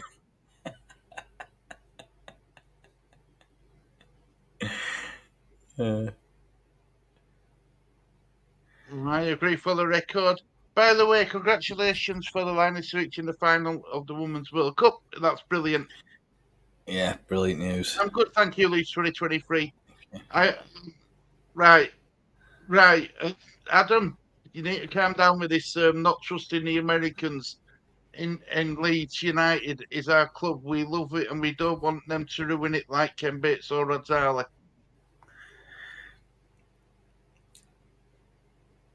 Another waste of space spelling.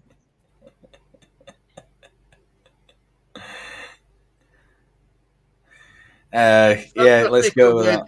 They didn't like it when Bates told them everything. Now they don't like it. They don't like the sounds. Yeah, they didn't like it when Radzali was telling everyone everything neither.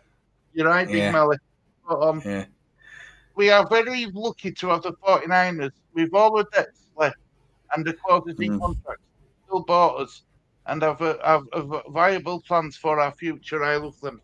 See, I think it's that magic word, patience. It really is about patience. Right, I'm going to go on to the next subject, Gary. Yes, go ahead, Stu. Yeah. Right, are you surprised by that there's been no replacement players being brought in as yet? Knowing that squad bare thing. Well, I think a couple of things have happened, haven't there? I think there's a lot of nonsense swirling around online with just nothing more than a rumor. That's number one. But I think other clubs are having to put up with that, Stu. I mean, I've noticed a bit of a pattern with a lot of different clubs, and there's like a YouTube channel that uses like an automated voice, and it's literally the moment you look at it, it's the same script for a lot of different clubs, and they're just talking about different players, and it'll be headlined something like "Urgent news: fans didn't expect this," and it's one of these AI generated voices, and it's a channel wherever it's located, literally just pumping out the same narrative, the same script for different clubs. And I'm sat there, I'm thinking, this channel, it's not just one channel, it's every single club has one of these channels. And I'm sat there, I'm thinking, where is this information coming from? It's a faceless channel, so there's no human face, and it's just a load of still pictures. About any specific or particular player, and it's just waffle. I'm like, as soon as I see one of those channels, it's like remove from the homepage and don't recommend this kind of channel to me again. But there are actors out there, not just on YouTube, on across all social media, and if they don't know something, they'll literally just make it up. And we've seen it on a lot of different occasions. I think with Leeds at the moment that players are being talked about who Farker's probably never even considered signing.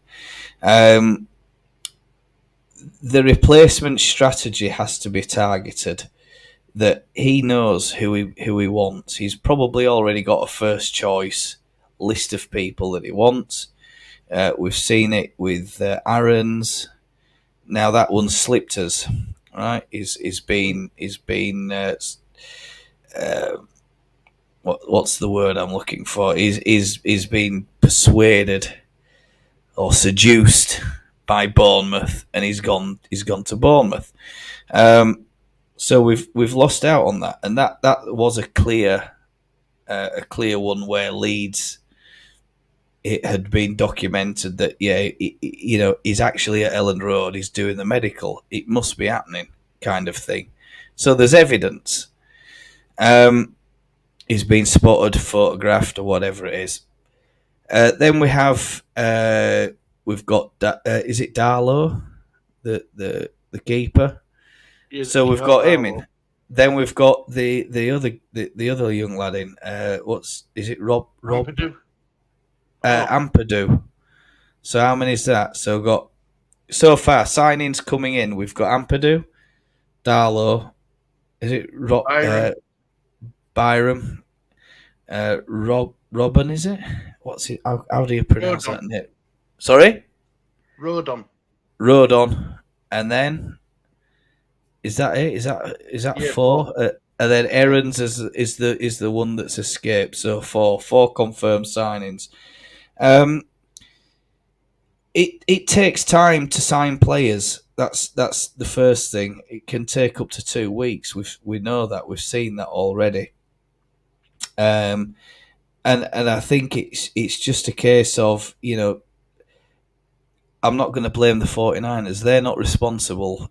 Yeah, they're responsible for the paying side of it, but they're not responsible. For doing the scouting, for doing the background checks, the research, the analytical side of it, because all of that stuff gets done before Farker then presumably gets a recommendation.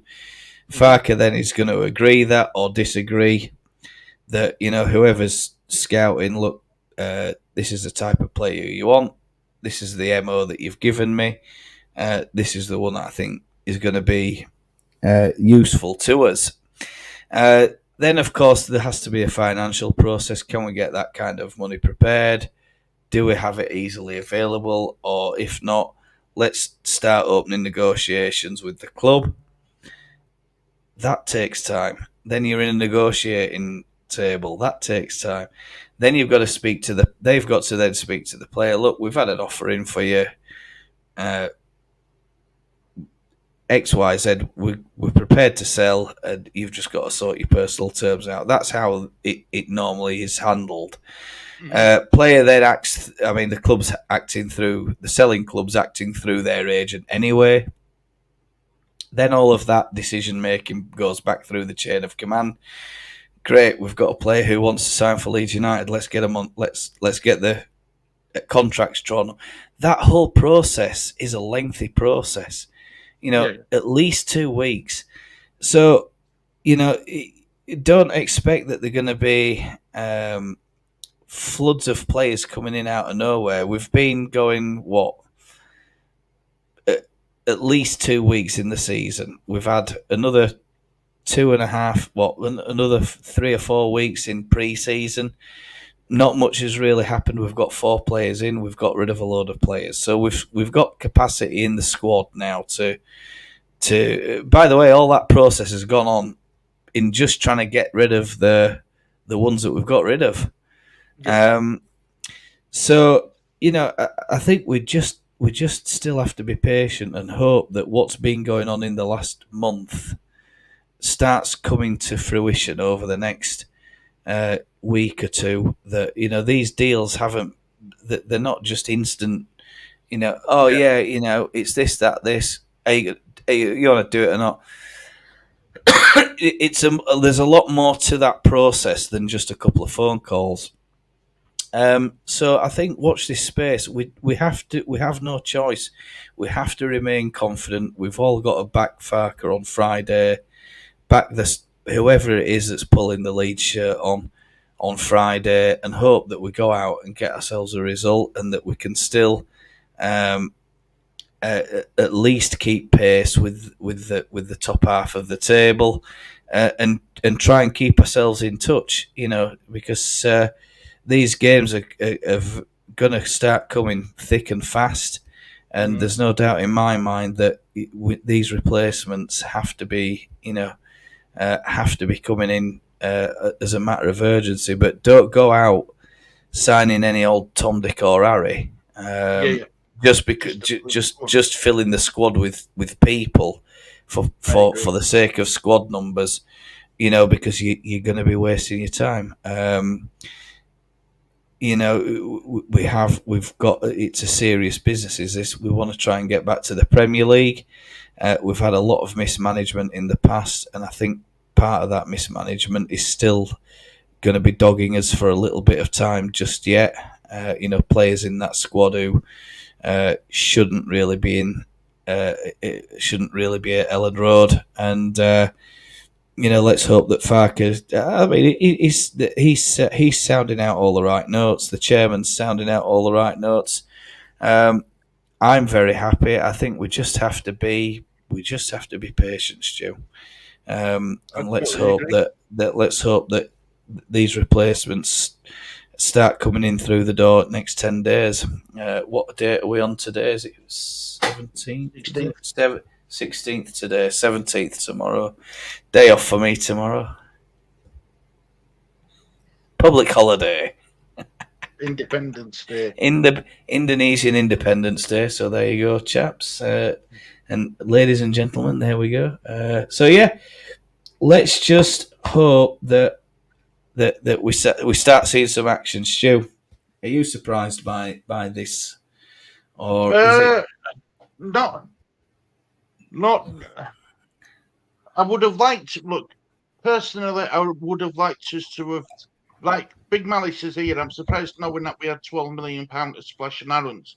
I think I would have liked to have seen us prioritise a striker, but the problem is with that when a player becomes available, who might be third on your list, you have to get him because it's the only time he becomes available.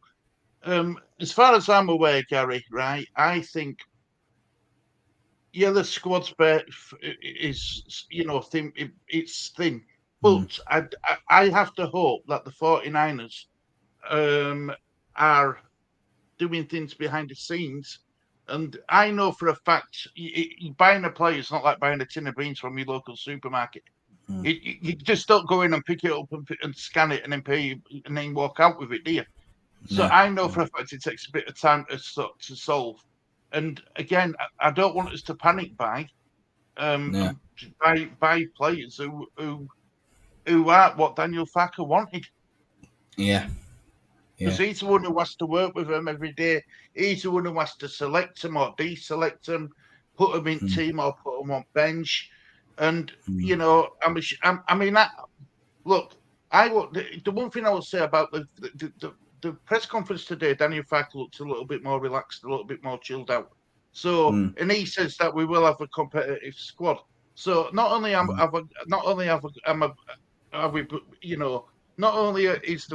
is it coming, us saying that, we're hoping that everything's sorted out. Daniel Farker believes that we can have a competitive squad come end of transfer window. But he also did say, didn't he, that, it's going to be a bit rough at the start with players going out. He did say all this, so I'm not surprised, no. And let's be honest, the amount of players we've lost and the amount of players we need to bring in, it could take 2 or 3 transfer windows. It could take 2 or 3 transfer windows because it is virtually rebuilding a new squad for Daniel Farker. and I'm not surprised that we have, no replacements have been brought in this yet. But I am a bit. I would have liked to been surprised and would like are two different things. I'd like us to bring in loads of players, but realistically, I'm not surprised that no replacements have been brought in as yet. Yeah, he's been very targeted by the type of player that he wants. He's been very targeted and methodical about the personnel. And as you rightly say, I'm very pleased with the job he's doing. We've let one escape, one slip through the net. That Aaron's. That wasn't down to the 49ers or down to that's I mean, but you see, that's agent power again for you. Is that it sounds to me like Aaron's is ready to sign on the dotted line, and the agent said, "Hang on, we can get you an extra 15 grand a week down at Bournemouth or whatever it is. Get back in the car, leave Ellen Road immediately, get in the car and get yourself down to Bournemouth." That kind of behaviour again. Is there any regulation against that kind of thing? And I suspect there probably isn't. There's not going to be anything. He didn't sign a contract, did he? He hadn't signed a contract. There's nothing stopping the player from getting the best deal that he can get. And it's sad that we've lost out on that. But it is what it is, and we have to just grin and say, well, we move on and not let it get to us, and we carry on going to it. Just quickly catch up with some of these comments, and then we'll be on to his final subject, which is any other business. The truth is, the 49ers investment group are the 11th most powerful sporting business on earth, according to Forbes. We are going to be fine. They just need to clear up the mess left behind. Patience.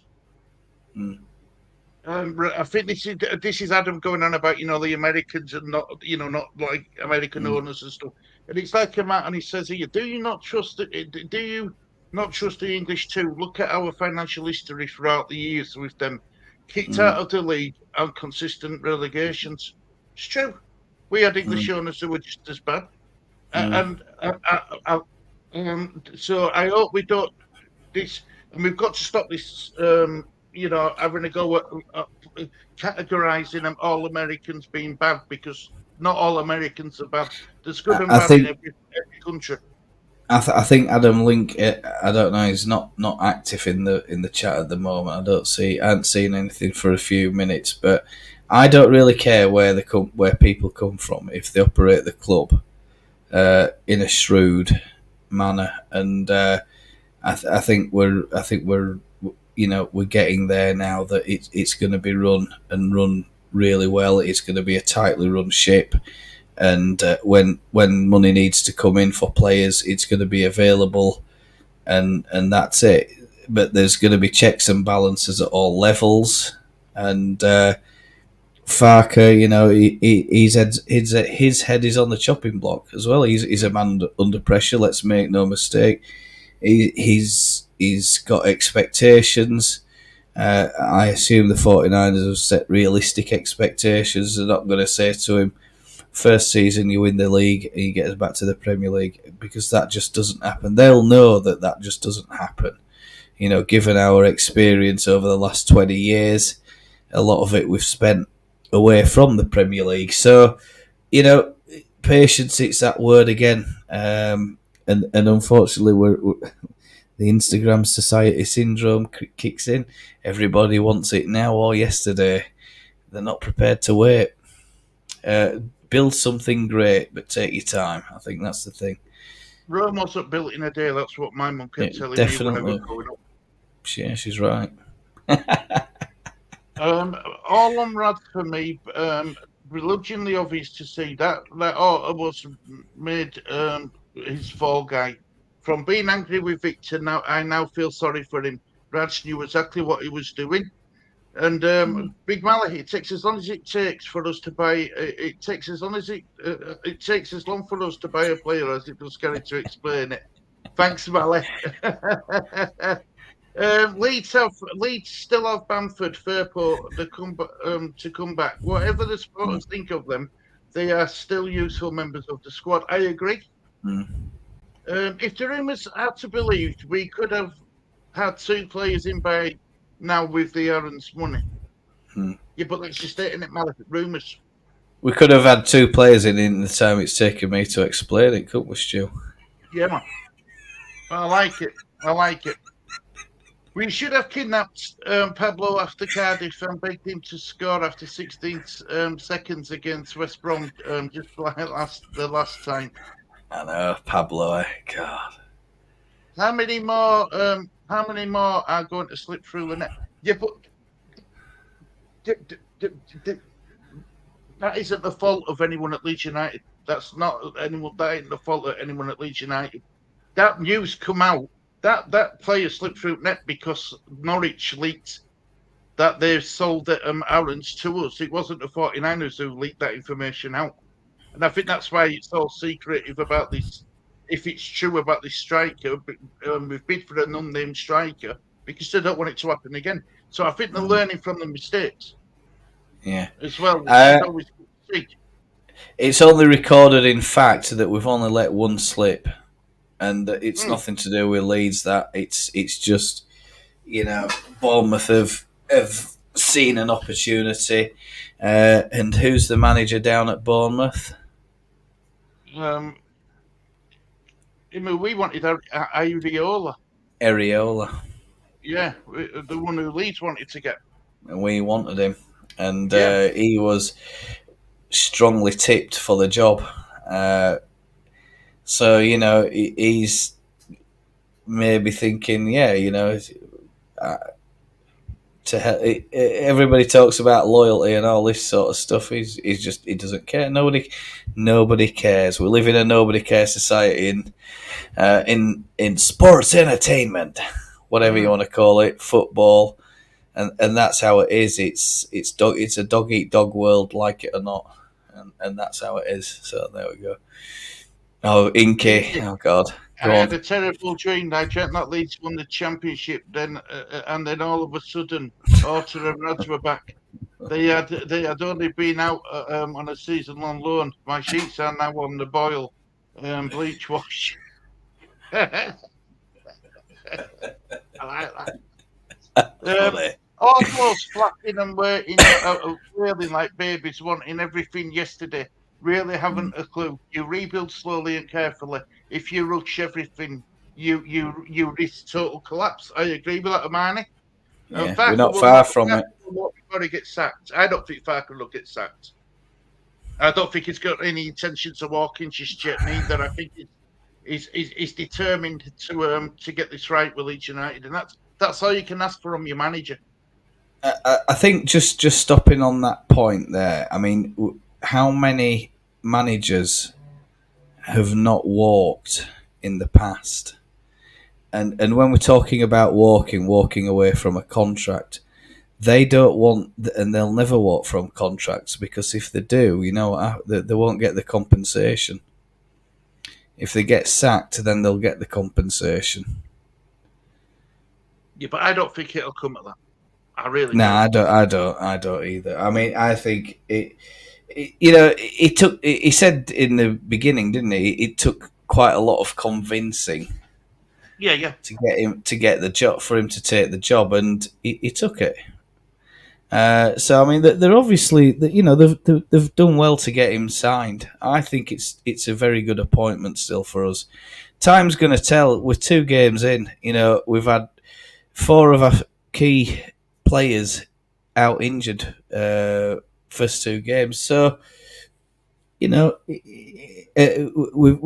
also got a drama to deal with just so happens 2 of our best wingers. So it's not an ideal start. So it's worse than we expected to start with. But it does mean that things can only get better.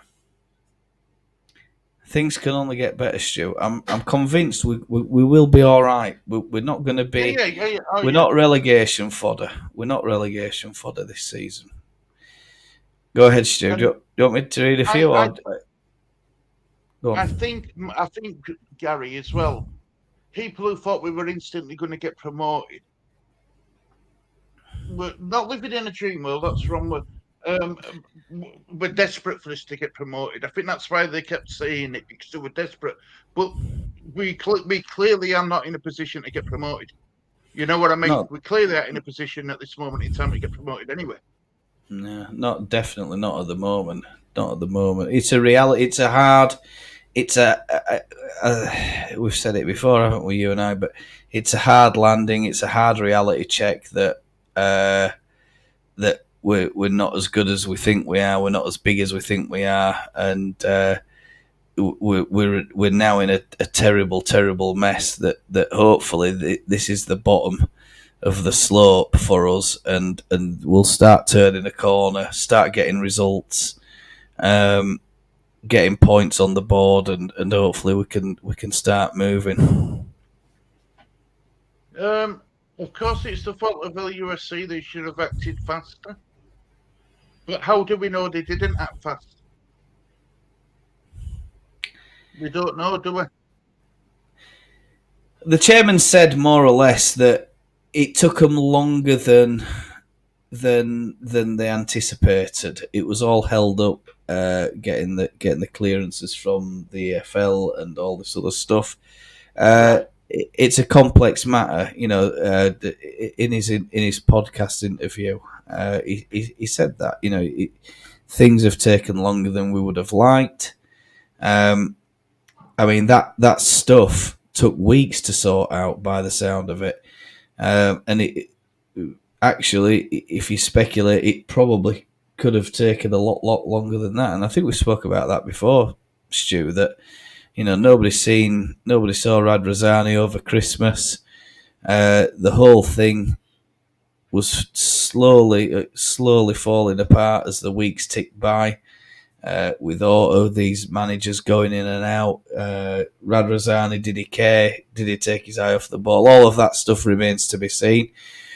It's not one person's fault, and I think that's the thing. We can say that everybody in the previous administration of Leeds United has been at fault at one level or another.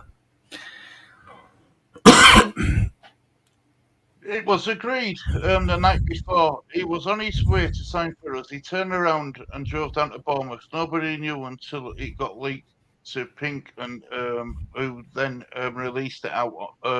Blame lies at Norwich City Football Club. Yeah, it sounds like it.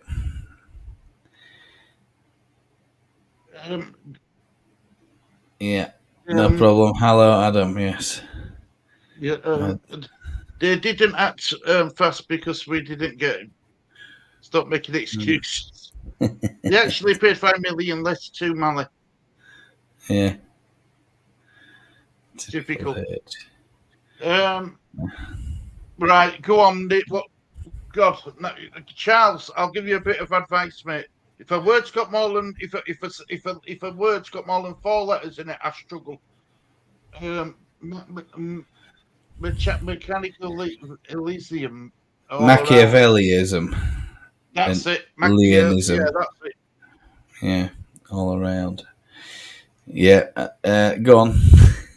Leeds have not always been loyal to their players. Click was concerned by the lack of playing time, and he was worried about his World Cup place. Marsh said he would get game time, but it backfired.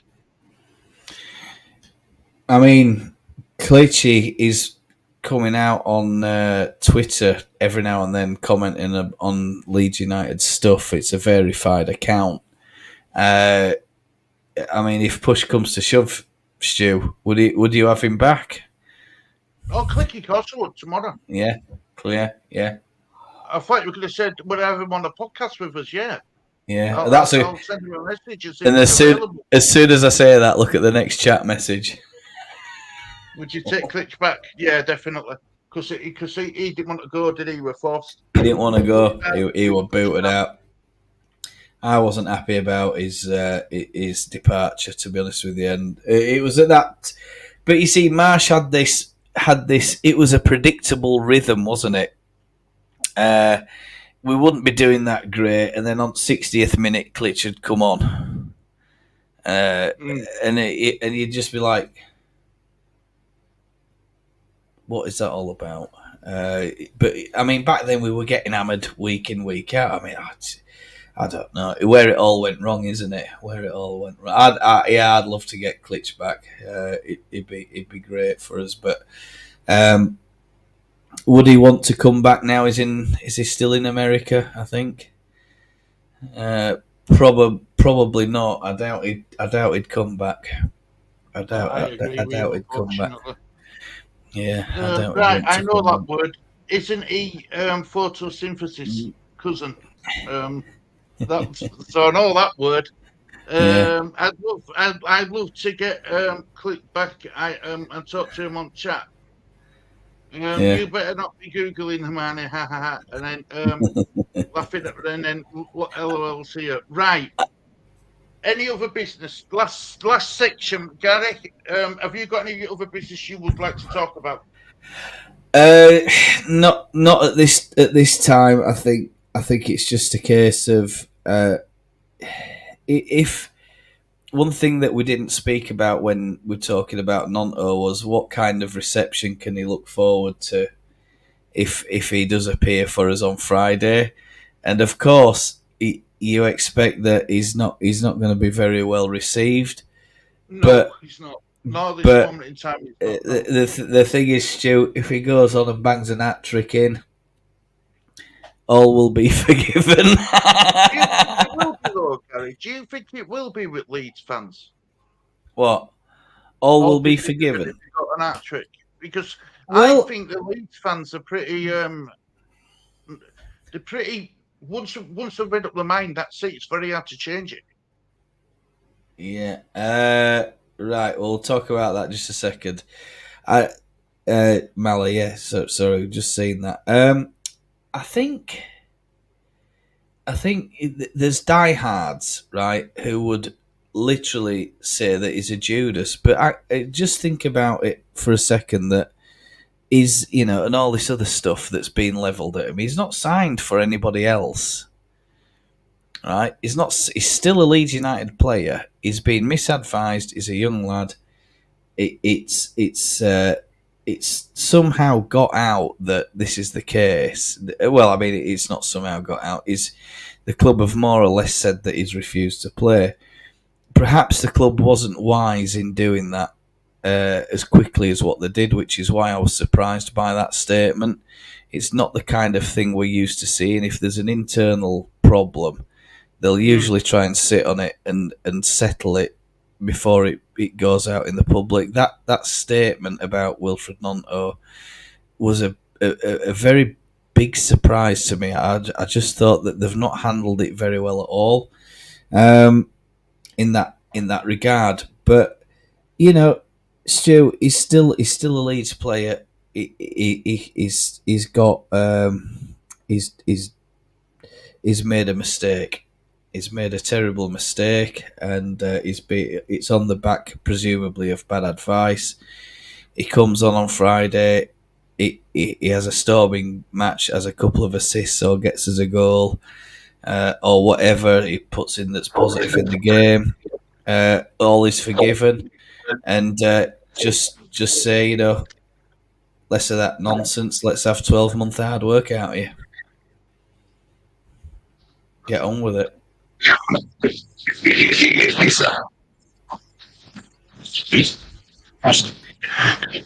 I've got a bit of an audio problem here, Stu. I don't know if there's something going on.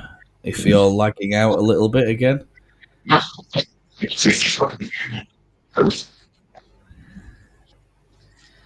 Yeah, chat, let us know if... I'm not sure what's going on here. Right. For the third time, I'll answer this, Stu, because I can't hear you at the minute. I don't know if you've got a bit of a connection problem. I think Tyler Adams is going. I don't think there's going to be a bidding war, and I don't know how both of us have managed to miss this comment, Big Mally. Is he going to go to Bournemouth? Is it Bournemouth that's the other team that's triggered the clause?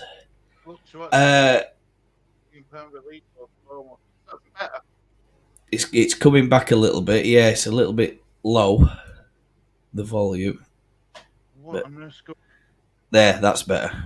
That's better. Good. Yeah.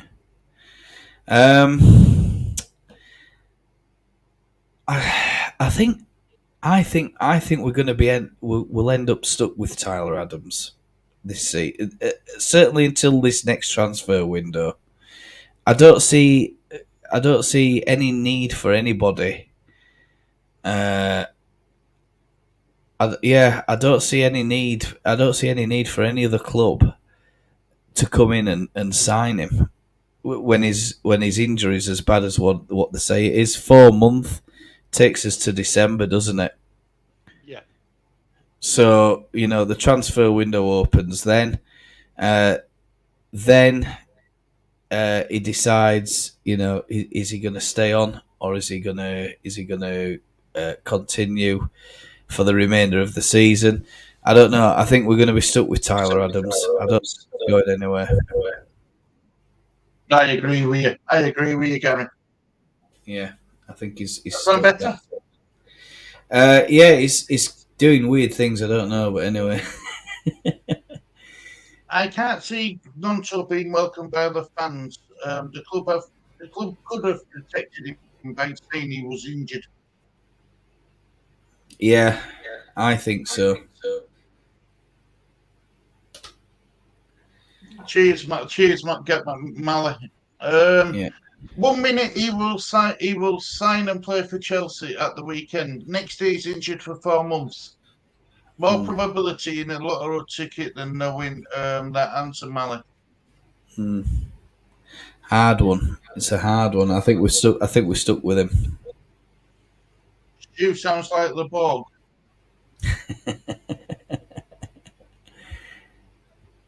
It's release clause has expired, Gary.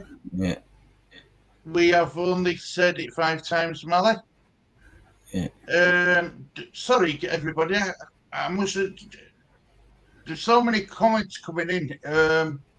Do you think that the profit and sustainability in FFP is really about protecting smaller clubs, or is it to help prevent anyone else getting too close to the mega rich? Ooh, well, it's the money men running the game, isn't it? And can we have another scenario where Leicester City end up winning the Premier League? Are they going to be too happy about that? It's difficult, isn't it? Corruption's rife in sport. It's never been as rife as what it is now. I think there's probably some mileage in that kind of accusation. To stop these smaller clubs from growing, stop them getting too big, stop them challenging, the big 4 or 5 teams in England. But you see now Newcastle are in. You've got to consider that Newcastle are a massively backside. Yeah, I've got Echo Mali as well. It's only just started with this audio issue with Stu last minute. I don't know what's going on there. It might be a dip in. What is it? My internet connection or something. Internet connection. Unless it's my computer changing all audio settings in background. I don't know. That kind of thing's happened in the past.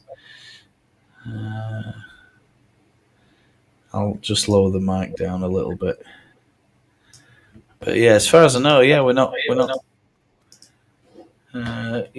We're good here. No changes. So I don't know, but I think sometimes it like dip. That your bandwidth just dips off for a little bit, and then it comes back, and it's. I don't know. It's not. It's like it's not quite synced up properly.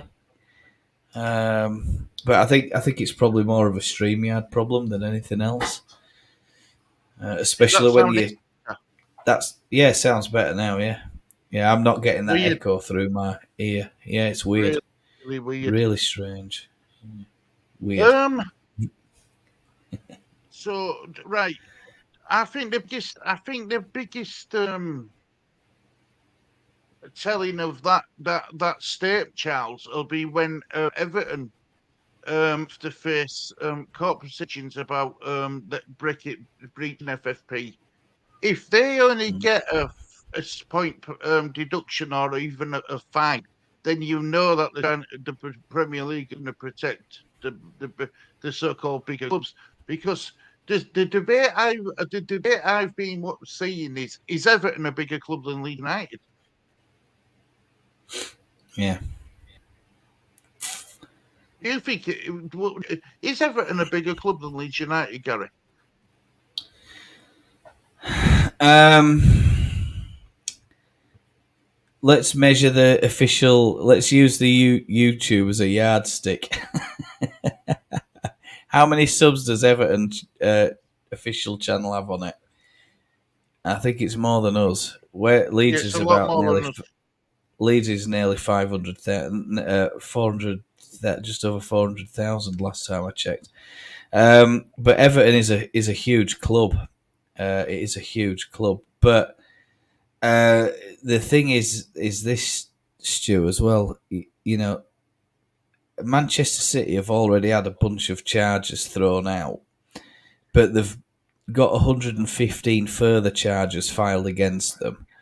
And Yeah, the Premier League, when asked about it, simply say, "Well, it's out of our hands. It's in the hands of an independent commission to, give us the findings and recommendations about the punishment and all this sort of stuff." Now, whether you believe that or not, I don't know, because certainly nobody's come out and spoken too much about it. Manchester City are just ignoring it.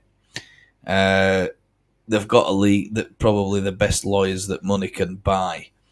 Uh, and I think, to be honest with you, money and corruption, we all suspect that Man City and probably Everton to some degree are making sure that, things aren't too bad with these punishments. I mean, I don't see any, because these charges are really, really serious things. Teams have been demoted to the bottom tier of their national league for these kinds of offences. That isn't probably going to happen to Manchester City, I don't think. I will find out for you. Everton, official Everton YouTube channel has 763k subscribers. Leeds Yeah, United YouTube channel has 402k subscribers. yeah, yeah. So there's not a lot of difference to say that Everton have been in Premier League England and us. They're a massive outfitter, Everton, across England. So it's an interesting one.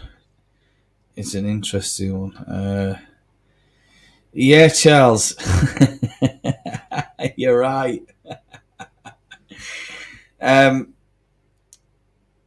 That it's all time money that's backed that's backed Leicester, and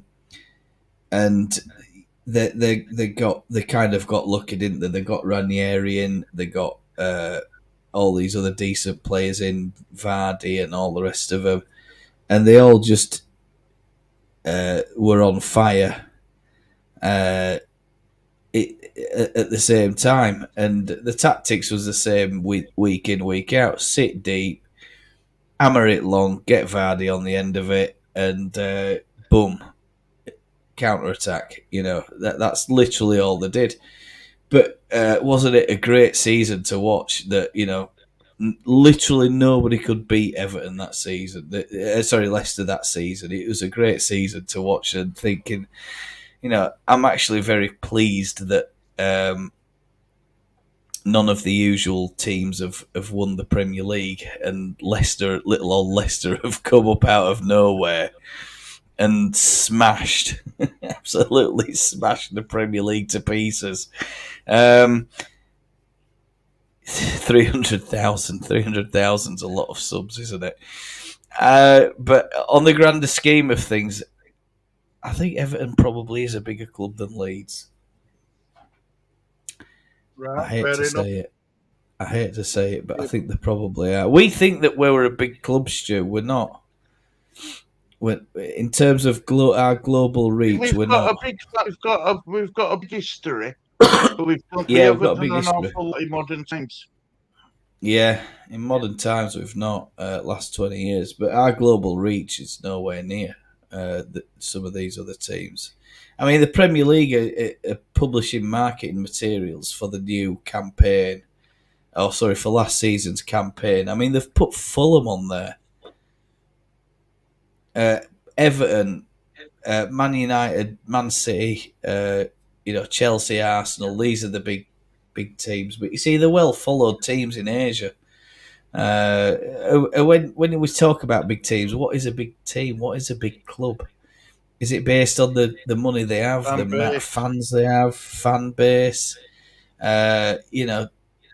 Consistently across. I mean, we could get a good idea if we measured social media reaches and stuff, but even that's not accurate. I think Everton are a bigger club than us, to be honest with you. But talking about players abroad, reading countries abroad. Look at Min Son. Look how much attraction he gets alone in Asia. Massive. You know what I mean? And that's just one player. Yeah, massive. If they put in, well, look at Matoma. Brighton. He's going to be a well followed. Brighton are suddenly going to become a very popular Premier League club in Japan. Out of nowhere, and it's the same across all of Asia. If they get one of their players in the Premier League, that's massive. It's a massive deal for them because football in this part of the world, they've got national teams, but they've not really won anything. So if they get a player going into the Premier League, that's a big. They're very, very proud of that over here. So yeah, that kind of thing. Do you have to be in Premier League to be a big club? Because Leeds are in the Premier League. Oh yeah, I think so. Yeah, Championship gets no coverage out here, Stu, and it's the same in the US. They have to try really hard to learn or to know anything about the Championship. It's not the kind of thing that's delivered in the media, mainstream media, or anything like that. They'll have to specifically research that online. Of course, now we've got the beauty of the internet. It's easier than ever, but in the past, that's never been the case, has it? And more people are getting access to the internet. So there we go. Leicester have one shot to go back to the Premier League. If they fail this season to get to the Premier League, they will be in trouble financially as the ownership took a hit during COVID. They made minimal recruitment. Yeah. Interesting one. Go on. Big Malik says Leicester was a great story for football, which it was. Yeah. And the man says it was all an algorithm, Leicester, that that was brought in to make money on a worldwide sales, etc. Marketing fix. When another is needed, Luton will win the Champions League same season.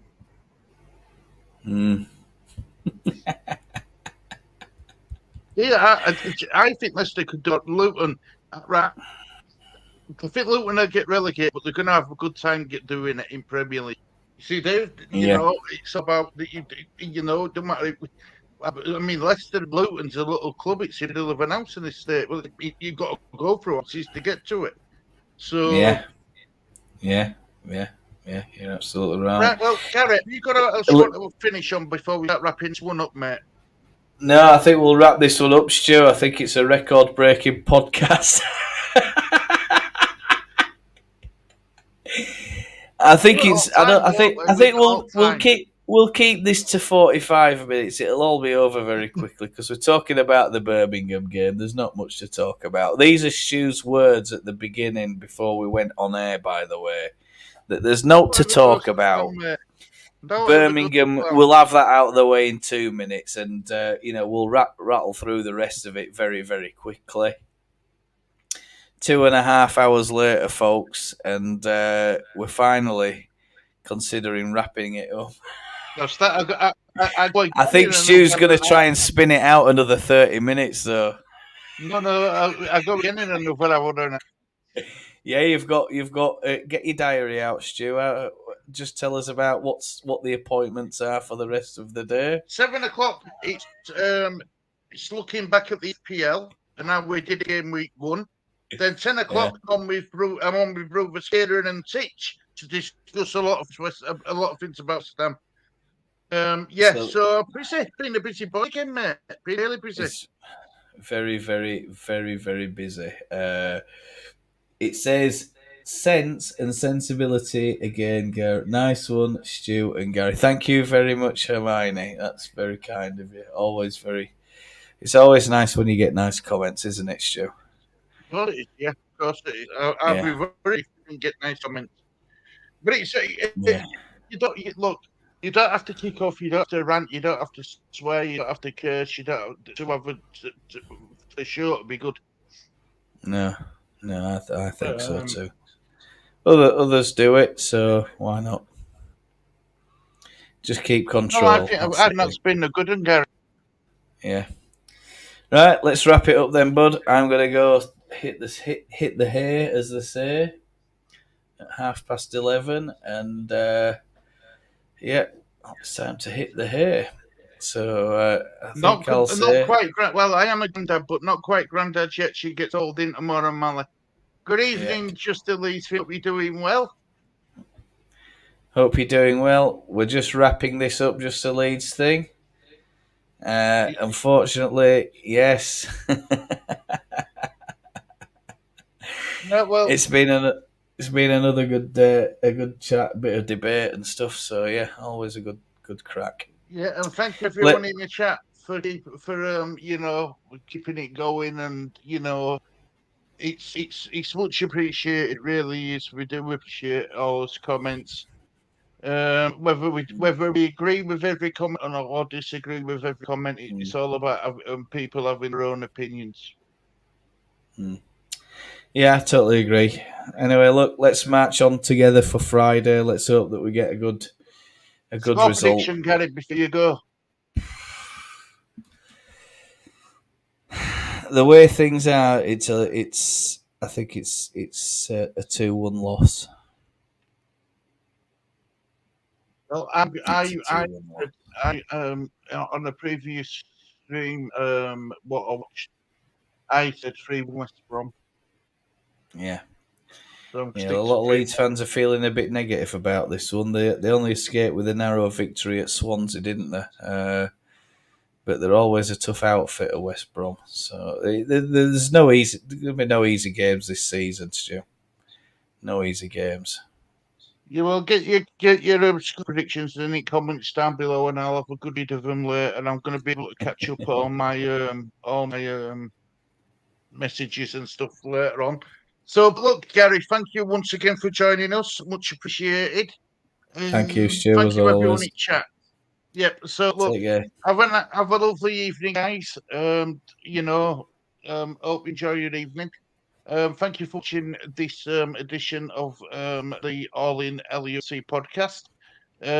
Please check out Gary's channel. If you look at the title, you just click on his name in blue and it takes you straight onto his channel to subscribe. I want to see him get to at least 100 subscribers before the transfer window closes. I know I have bothered about my subscribers, but I want to see you get another 29 before transfer window closes. So it's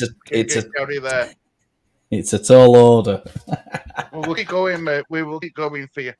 Guys, keep going. Thanks, buddy.